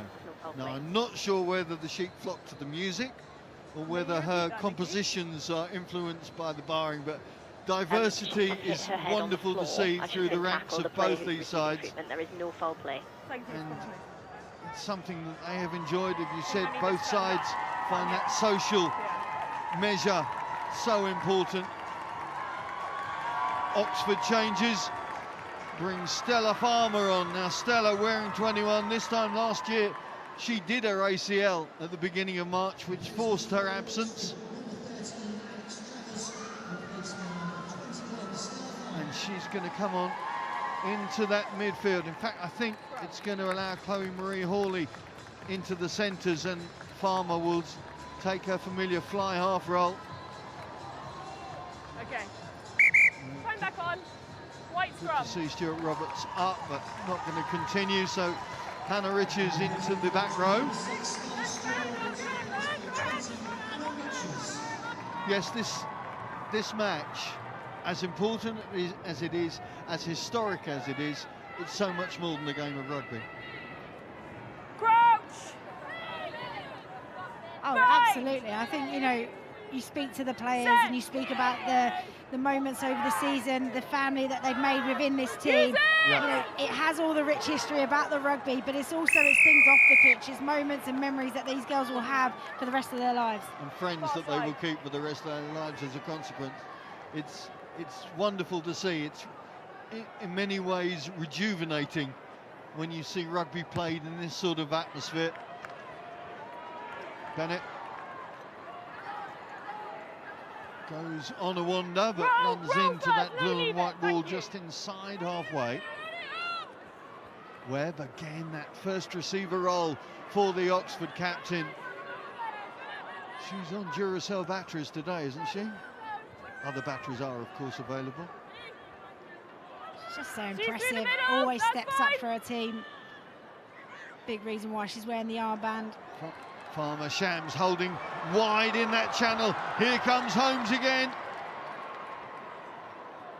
Good tackle from Vass on this occasion to make sure she didn't get too far, but again Oxford on the front foot, and the wind very much in dark blue sails right now. Quarter of an hour left on the clock.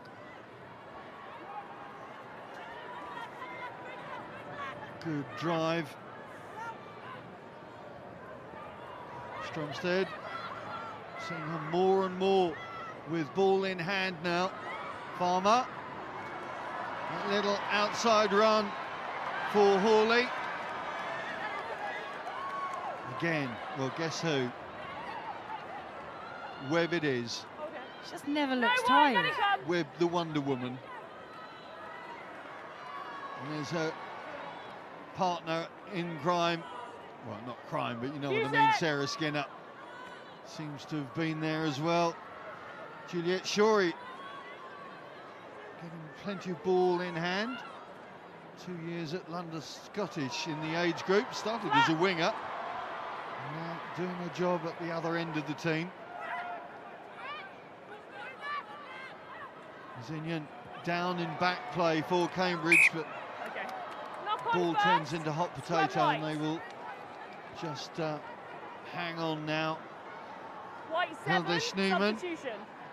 White 7. Post-grad from Darwin College, earning her 4th blue, played a lot of rugby around the place, of course. Montpellier, I think she had some time out. Played in Germany, Australia, so Have Boots will travel for the Dutch second rower.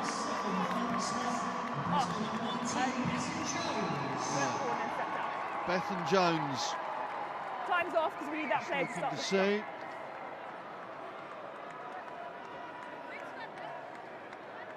A strong defensive set there from Cambridge, just managing the breakdown really well. They did actually get narrowed up, but they managed to recover, and then in the end forced the indecision and error from Oxford. But they're really going to have to try and turn the screw now. Okay, that's okay. They've had some possessions, but not been able to retain the ball and look after it and build pressure and build phases. Now a big challenge for Bushrod and her teammates, just to get their heads in the right space now. They've taken a battering since half-time. Now they need to find a way to get up the other end and get some points on the board. Hip kiss, no way through. Bushrod now puts it out, and Jackson puts boot to ball. Inside. Bennett was waiting for it though. There you go. Twig takes well. Good follow-up from Bennett, used as a bit of a doormat. Good strength and desire from Nancy Twig. Scowen.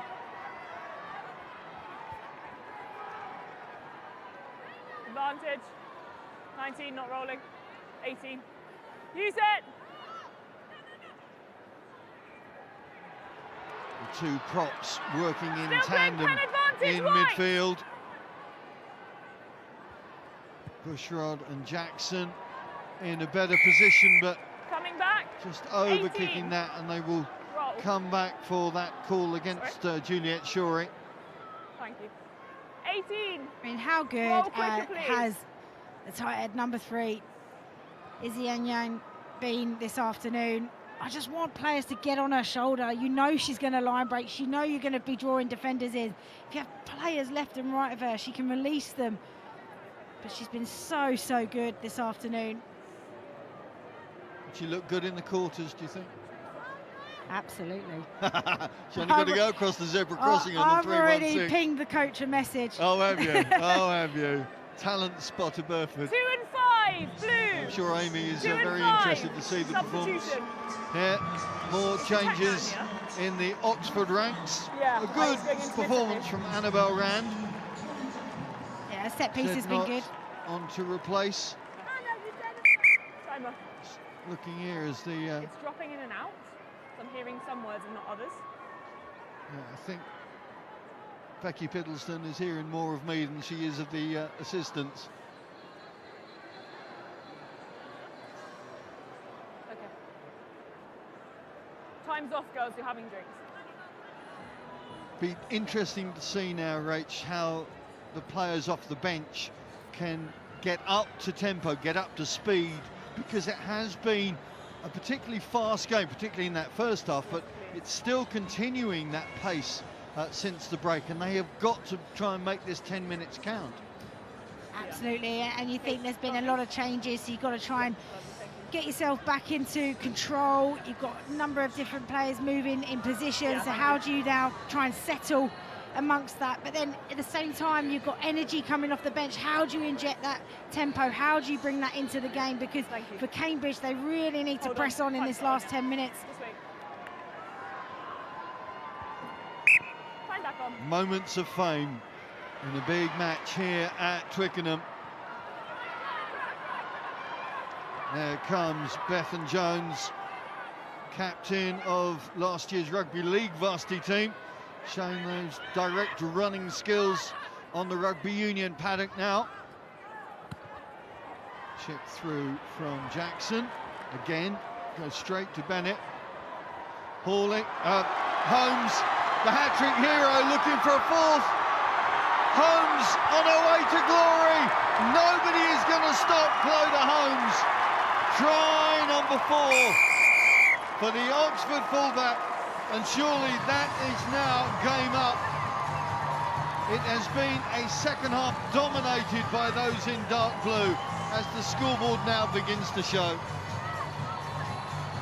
Well, Holmes hasn't had us talking about her enough. Gets herself another try, completely carves up through the middle. There's a lovely little ball, little tip, but step back inside, just sees the players depart. They're not communicating left and right, and then manages to be able to get the gas on Twig as well on the outside. Look at that smile as she's running in. I don't think she can believe it. But here, just the ability to back yourself. We've seen how good she is running in from close out, and now we've just had and been treated to a 60-metre try from her. Well, as disappointed as no doubt she was last year that she only played pretty much half the game, she has made the maximum impact on the 70-odd minutes that we've had thus far in this year's contest. And the smiles on the faces of those in dark blue. They have put so much into the preparations for this contest. The forwards have been getting up for 7 o'clock in the morning, line-out sessions with Nick Savetta, the former USA Eagle. Most of the props I know don't know there's a 7 a.m. Oh, and it's all going dark blue way now. Another terrific conversion from Iona Bennett. And here you see Holmes, remember my number because you ain't remembering my face.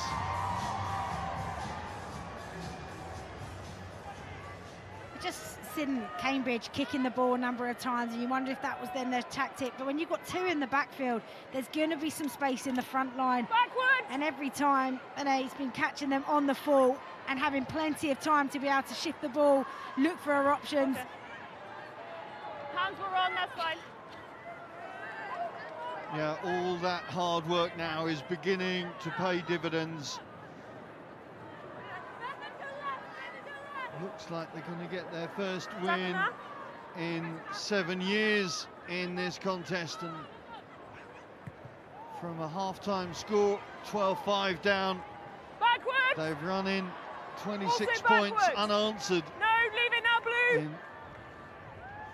in this second half.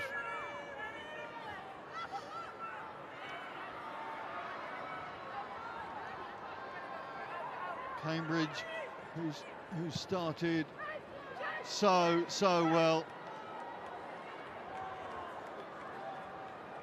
Backwards!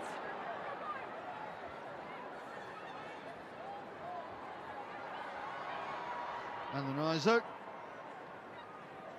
No white, finds no way through on that left flank. Lauren Webb Well, she may not be on the scoreboard this year, but my goodness me, what an impact the Dark Blues captain has made. Knock on. Yeah, her presence around the park is just extraordinary. 2, Anything 11 and 14. That's coming good from Oxford. She's 2, always 11, at the 14 heart of Cambridge it. Anytime that her team's on the back foot, she's there trying to tidy it up. She really is such an 2, influential 11 and 14 player for them. Yeah.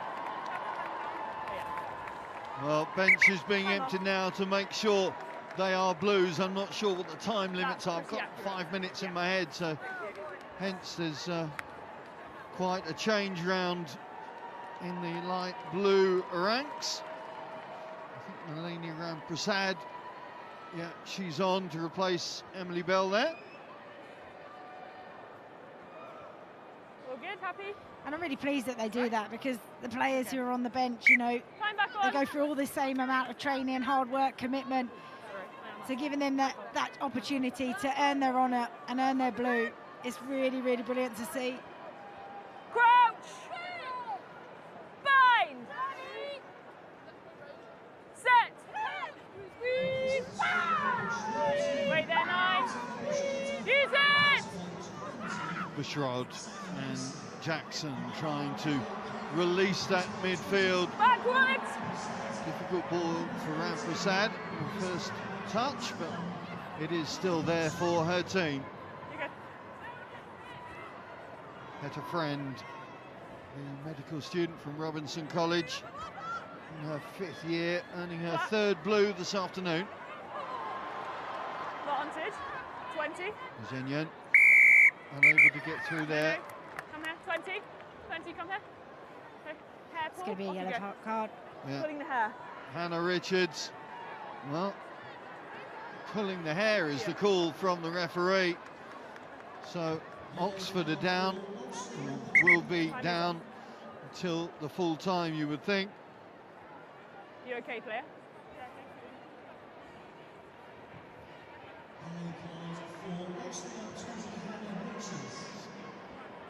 Looking to see as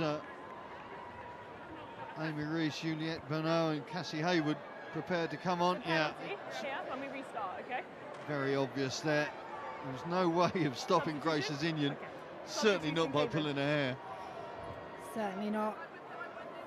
The players have struggled to find a way to stop her this afternoon. Oxford. 1 for Oxford replacement. 14. Hold on, no, wait. Iona Bennett's day is done. Lucy Hamer on It's back here. for the Dark Blues and Amy Reese Oh, repeat that. on 1. for the Light Blues. And here 1, come the rest 3 of the and front 8 row placements for Cambridge. substitution. 1, 3 and 8. Off you go. Gomez Giljaspic, Grabaskirta and Zinyan bid And 8. farewell to this one. And the 2 props in particular you see Yeah. Okay, let's just go, coming Keith off. White. My Okay. goodness me, they have put in a huge shift. Yeah, there's a few tears on the sideline from the players. Cambridge blue. looking to add a little bit of feel-good perhaps to their day with the last play with Oxford down. A player, of course, straightening up. Cassie Hayward, the Canadian Back foot. prop, plays ultimate frisbee and softball. That's what dogs are for, isn't it? Ultimate frisbee. Here come the replacements now, trying to make a little bit of difference to the scoreboard before we hit the full-time whistle. No hands, blue. No. They can speed up the ruck. They are shortening up Oxford, so they do have some opportunities, but because it's slowing down, it just allows the defensive line to reset, Tackle get now, numbers on please. their feet. Again, friend offering to take the hard yards as first receiver. Not making much headway though, Amy Reese. Legal Eagle from Churchill College trying to make a difference now in these last 4 and a bit minutes. But the penalty goes away as Buzz Jilks is pinged for holding on too long. They just started to run out of numbers, not getting enough numbers to the breakdown. And there's Sophie Sham, who's been in the breakdown on a number of occasions, not been able to get the rewards, but on that time she does.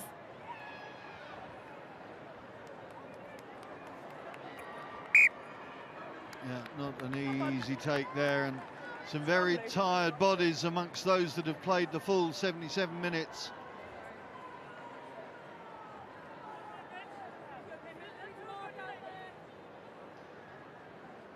What a day for Stella Farmer to be able to get on to the hallowed turf after last year's disappointment is massive for the fly half.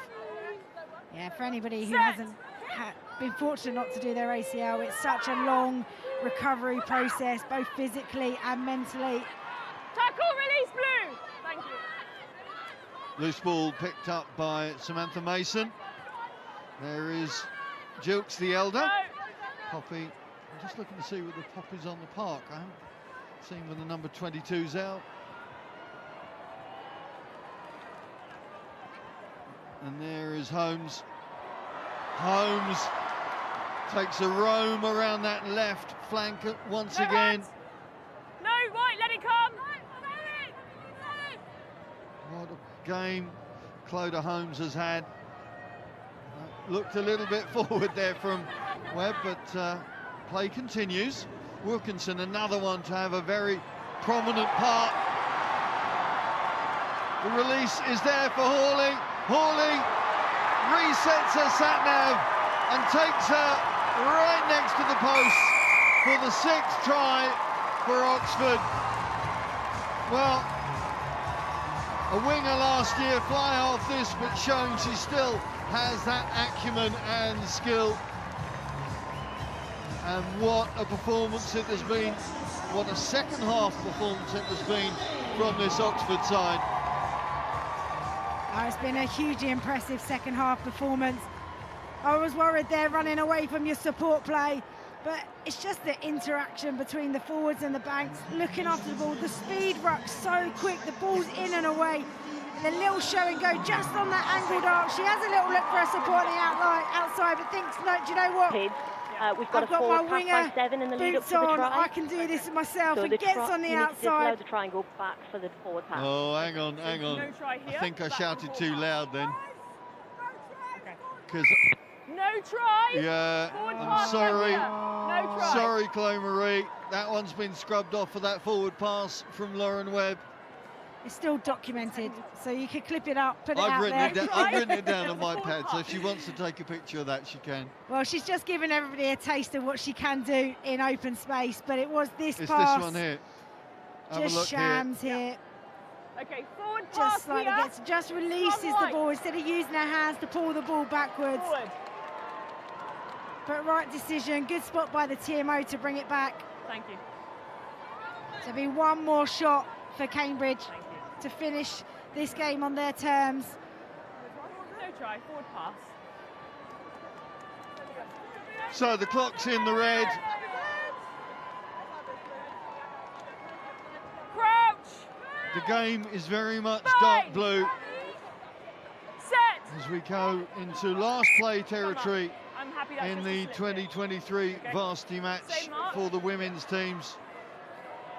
Terrific entertainment it has been. Blue 17, stay square, please. Throughout. My time. Bind up, please. Crouch. Bind. Set. Amelia Bushrod, the Cambridge captain, with the last feed. Use it. The pack on the retreat, desperately trying to get it out. Wilkinson picks up the scraps. That is time, Oxford, time. Last play it is. No bite, leave it. Time is called by the ref. Wilkinson says, we'll take it at that. And what a victory it has been for Oxford this afternoon. Cambridge with the lead at half-time, 12-5. But Oxford running in all those tries, 26 unanswered points after the break. Clodagh Holmes, the player of the match with a quartet of tries, 4 of the 5 going to the Oxford number 15. But the Oxford get their first win since 2016, their first win in 7 years, and a deserved victory for the Dark Blues, with a final score that reads Cambridge University 12, Oxford University 31. Well, Rachel Burford alongside me. For entertainment value, that was up there. When you compare it to last year's match, very different, granted, it was a level above, if not 2. I would definitely say 2 levels above. I think the physicality, the skill level, the work rate, you know, the girls absolutely dominated that second half from an Oxford perspective. But from both sides of the game, you know, seeing the intent, the diligence, the detail, the game understanding, it has definitely come on from last season. It's been a brilliant and thoroughly entertaining game to watch this afternoon. We talk a lot about instinct, and we talk a lot about a lot of these girls have only been playing the game 6 months, but there were some characters in there that you know have played before and have that instinct and were able to dictate play. You look at Sophie Shams for one, you look at Lauren Webb as well, Sam Skinner as well. There were some very important performances by important players within the Oxford ranks. Yeah, and I think those players, you know, brought that level of control, understanding when the tempo should be coming into the game, when it should be managing that tempo. I think the game management from Oxford was outstanding, and Lauren Webb being right at the heart of that, knowing when to speed the ball, speed the game up, slow it down, tidy things up. And, you know, I think Wilkinson putting the tempo into that second half is really what set them alight and brought that urgency to their game, and they really did deserve that win in the end. As the conductor for the Oxford Choir, Alex Wilkinson deserves a big mention, doesn't she? That's real, right? Yeah. Wow, well, you can see her pulling the strings out there today. It was unbelievable. I think that second half, they started the first half really shell-shocked. Cambridge threw everything at them, applied so much pressure, started off on a really strong footing, but then the experience of those players came through and shone through in that second half. Well, Lauren Webb leading her team through the Cambridge tunnel. So much history and tradition in this fixture, and this, of course, a very important part of tradition.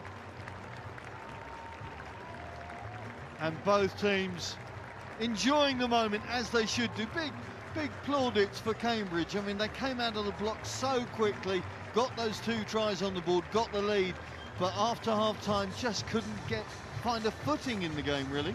Yeah, I mean, they started so strong, and at half-time you would have felt that Cambridge probably were the favourites coming into the second half, but sometimes that break comes at the wrong time, and then suddenly that momentum can swing to the opposition. There's obviously a very strong talk in the changing room for Oxford for them to come out firing the way that they did, but Cambridge never gave up. They kept fighting, they kept working hard for one another. They had some brilliant moments, but in the end, you know, it was just those fine margins where it came down to. Well, the Bunting Peggers Trophy for the player of the match in honour of the 2 pioneering captains back in 1988 will be presented shortly, and there are so many players that could have been receiving that trophy that were really so impactful on the way that Oxford were able to play the game, particularly after half-time, particularly the way that they were working the ball in the loose and particularly open phases of play. It was really impressive to see the way that Wilkinson, we've mentioned, but Shams in particular, Alex Travers as well. That midfield combination worked so well for the Dark Blues. Yeah, it really did, and I think the reason for that is because there were multiple threats around them.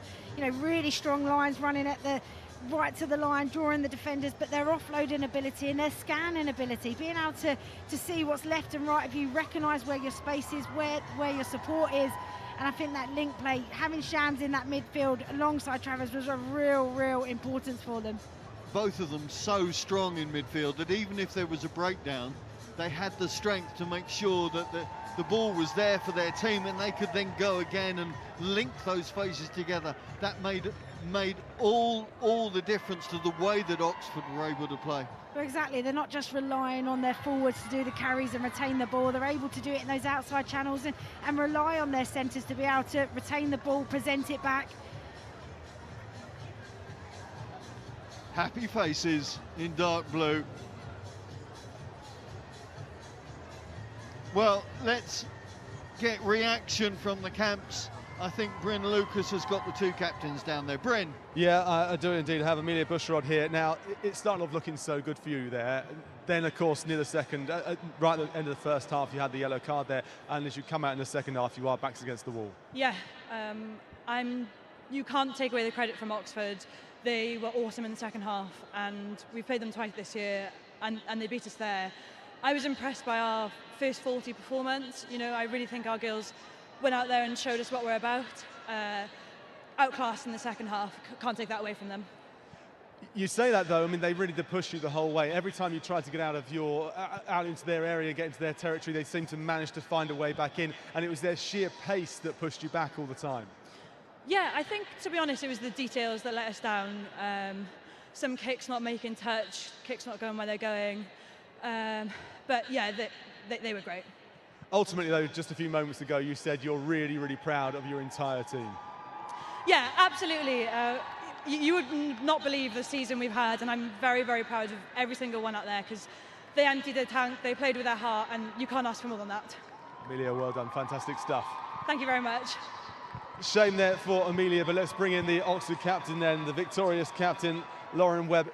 First of all, Lauren, huge congratulations. Thank you very much. No. Now, that was one for us, it was a game of two halves really watching it. Did it feel like it for you? Yeah, it did. I think in the first half, we sort of didn't really play our structure. I think we panicked a bit under the pressure. I think to be honest, there are a few individuals who came into the game knowing that we've had quite a strong season, and so probably relaxed a bit too much. But I'm really proud of the girls that we picked ourselves up in the changing room, because it is such an impressive thing to do, to hold your head back up once you've been knocked down a little bit. You said just a couple of weeks ago in an interview about this match that really it was the creativity and the pace you had, the athleticism you had from your backs, and that was really kind of the story of the game. I mean, it's classic story of rugby. The forwards do all the hard work and the backs get all the glory. But no, our backs are insanely talented individuals, and we want to build a platform which they can play and they can express themselves, and they do all their cheeky little offloads. Oxford haven't won this since 2016. They drew it 10-all last time but didn't retain the trophy. But there you go, finally you've got your hands on the trophy. 2016 has been a long wait. It's a great feeling to now have our hands on the trophy. And I think quite a lot of people said to me, if there's a group to do it, it's this group, because we've just got not just the talent in our pack, but also just the work rate and the resilience. We've taken a lot of knocks this season, but every single time we've picked ourselves back up. It's the hat-trick against Cambridge this time. Well done indeed. You've won it, the varsity. Congratulations. Thank you so much. Well, there you can see why Lauren Webb wanted to get out on the back line, to get a bit of glory. Back row is having to do the hard graft, so often unseen stuff. But Lauren Webb, with a red scrum cap, was very, very prevalent, very, very prominent. Oh, she was. And, we spoke about it moments ago. Everything that was good through Oxford, she was at some point involved in the build-up, and every time they were under pressure, she came up, making the dominant tackles, making the turnovers, putting the pressure on. And I think the work rate, that's what you expect from your back rower, and she just had buckets of it today. It seemed like she didn't run out of energy at any point. Right, let's get down back pitch side with Bryn, who I think has got the player of the match. Bryn? I do indeed. I have Rocky here with this amazing little medal that you're going to hand over to the player of the match. You chose Clodagh Holmes. First of all, from yourself, why did you choose Clodagh? She's had an amazing game, and to score 4 tries, she's a danger every time she gets on ball. She's rapid and a fantastic person as well. Absolutely. Last year didn't go to plan for you, going off injured. So nice to have a different story in 2023. Yeah, definitely me. This is my 4th varsity match, and this is the first win, so it means so much, and I'm just so glad we've finally done it. Absolutely. First time since 2016. Congratulations. Take your medal, shake hands and go off and get your trophy. 4 tries on her 4th blue. Not bad for Clodagh Holmes. She's a lady with some talent. We saw that last year. We saw it even more this. Yeah, and I think, there's one thing that she's got speed, and she's got great footwork and finishing ability, but actually it's the rugby smarts, recognising where she needs to be an extra player and a link player, and ultimately those tries came from her work rate, being smart, knowing where to be, and then working to get herself into that position, which is a real marker of a good player. So the presentation party, Rob Udwin, the Vice President from the RFU, and then Mrs. Lucinda Rule and Mrs. Judy Clark from Rhino are waiting as the officials, led by referee Rebecca Piddleston, Casey Allen, Fiona Brunt, in support as ever, as they were throughout the course of the game. Good games they had. There's Amelia Bushrod now leading the light blues up, getting due applause for their efforts this afternoon. Played their part in what was a very entertaining game. Once again showing that the female varsity has a place here at HQ. It is such a special day, such a historic day, of course. And the rugby that we've seen today certainly has been upped and upped over recent years.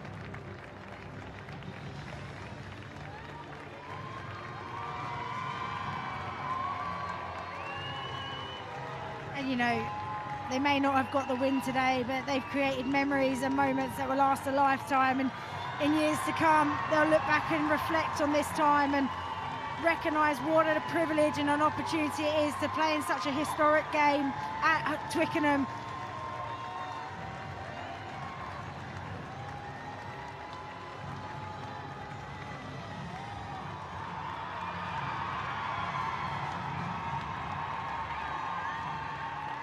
Well, Oxford starting to move up and getting mobbed as the travelling reserve, Katie Cobbett for Cambridge.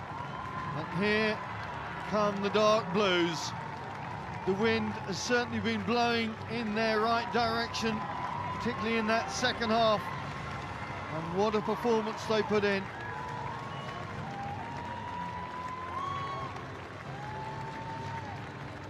Led by Clodagh Holmes and Chloe Marie Hawley. Of course, Captain Lauren Webb running tail gunner for this presentation. Sarah Skinner. I'm sure all those joining us from America are raising a cup of tea, cup of whatever, to the American number 8 in the Oxford ranks this afternoon. What an impressive performance from the Rhodes Scholar. Really showed so well, and as an ally to Lauren Webb in particular and Sky Stewart-Roberts, that breakaway trio was so prominent and so influential in the way that Oxford were able to play their game.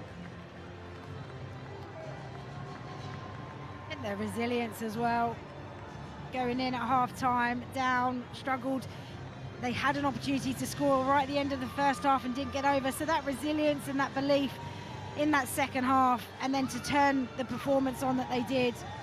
Lauren Webb receiving the trophy that confirms the winners of the 2023 Varsity Women are Oxford University. Sophie Shams lifts it high, and those of a dark blue persuasion applaud their heroes. A big moment. Oxford with their first win in 7 years. It's been a long time since they were able to celebrate like this, and celebrate they are going to. Long and hard, you would think. I don't think you have to be a rugby player to know how to celebrate after a win like that. There's a reason you get a tanker as one of the items to take home with you. Yeah, look, they thoroughly deserve to enjoy these moments. You know the academics that they've got coming up. Some of them will be having exams, so I don't think they'll be partying for too long, but they'll certainly enjoy tonight. As you say, they've written some of their own history today, and what a moment for them. Huge scoreline, really good, impressive season from them. They've been building, they've had an up and down season, but then to top it off and finish in this fashion, it's full credit to the hard work and determination that the whole squad have put in, and all the management and the background staff as well. Yeah, it has been a very impressive performance, a very impressive varsity. We've seen 7 tries, 2 in the first half to Cambridge gave them the 12-5 lead at the break, but then the second half all about Dark Blues, all about Holmes with that quartet. 5 tries to the good means that Oxford are the varsity women's champions for 2023. From Rachel Burford and from me, Simon Ward, it's very good afternoon from Twickenham.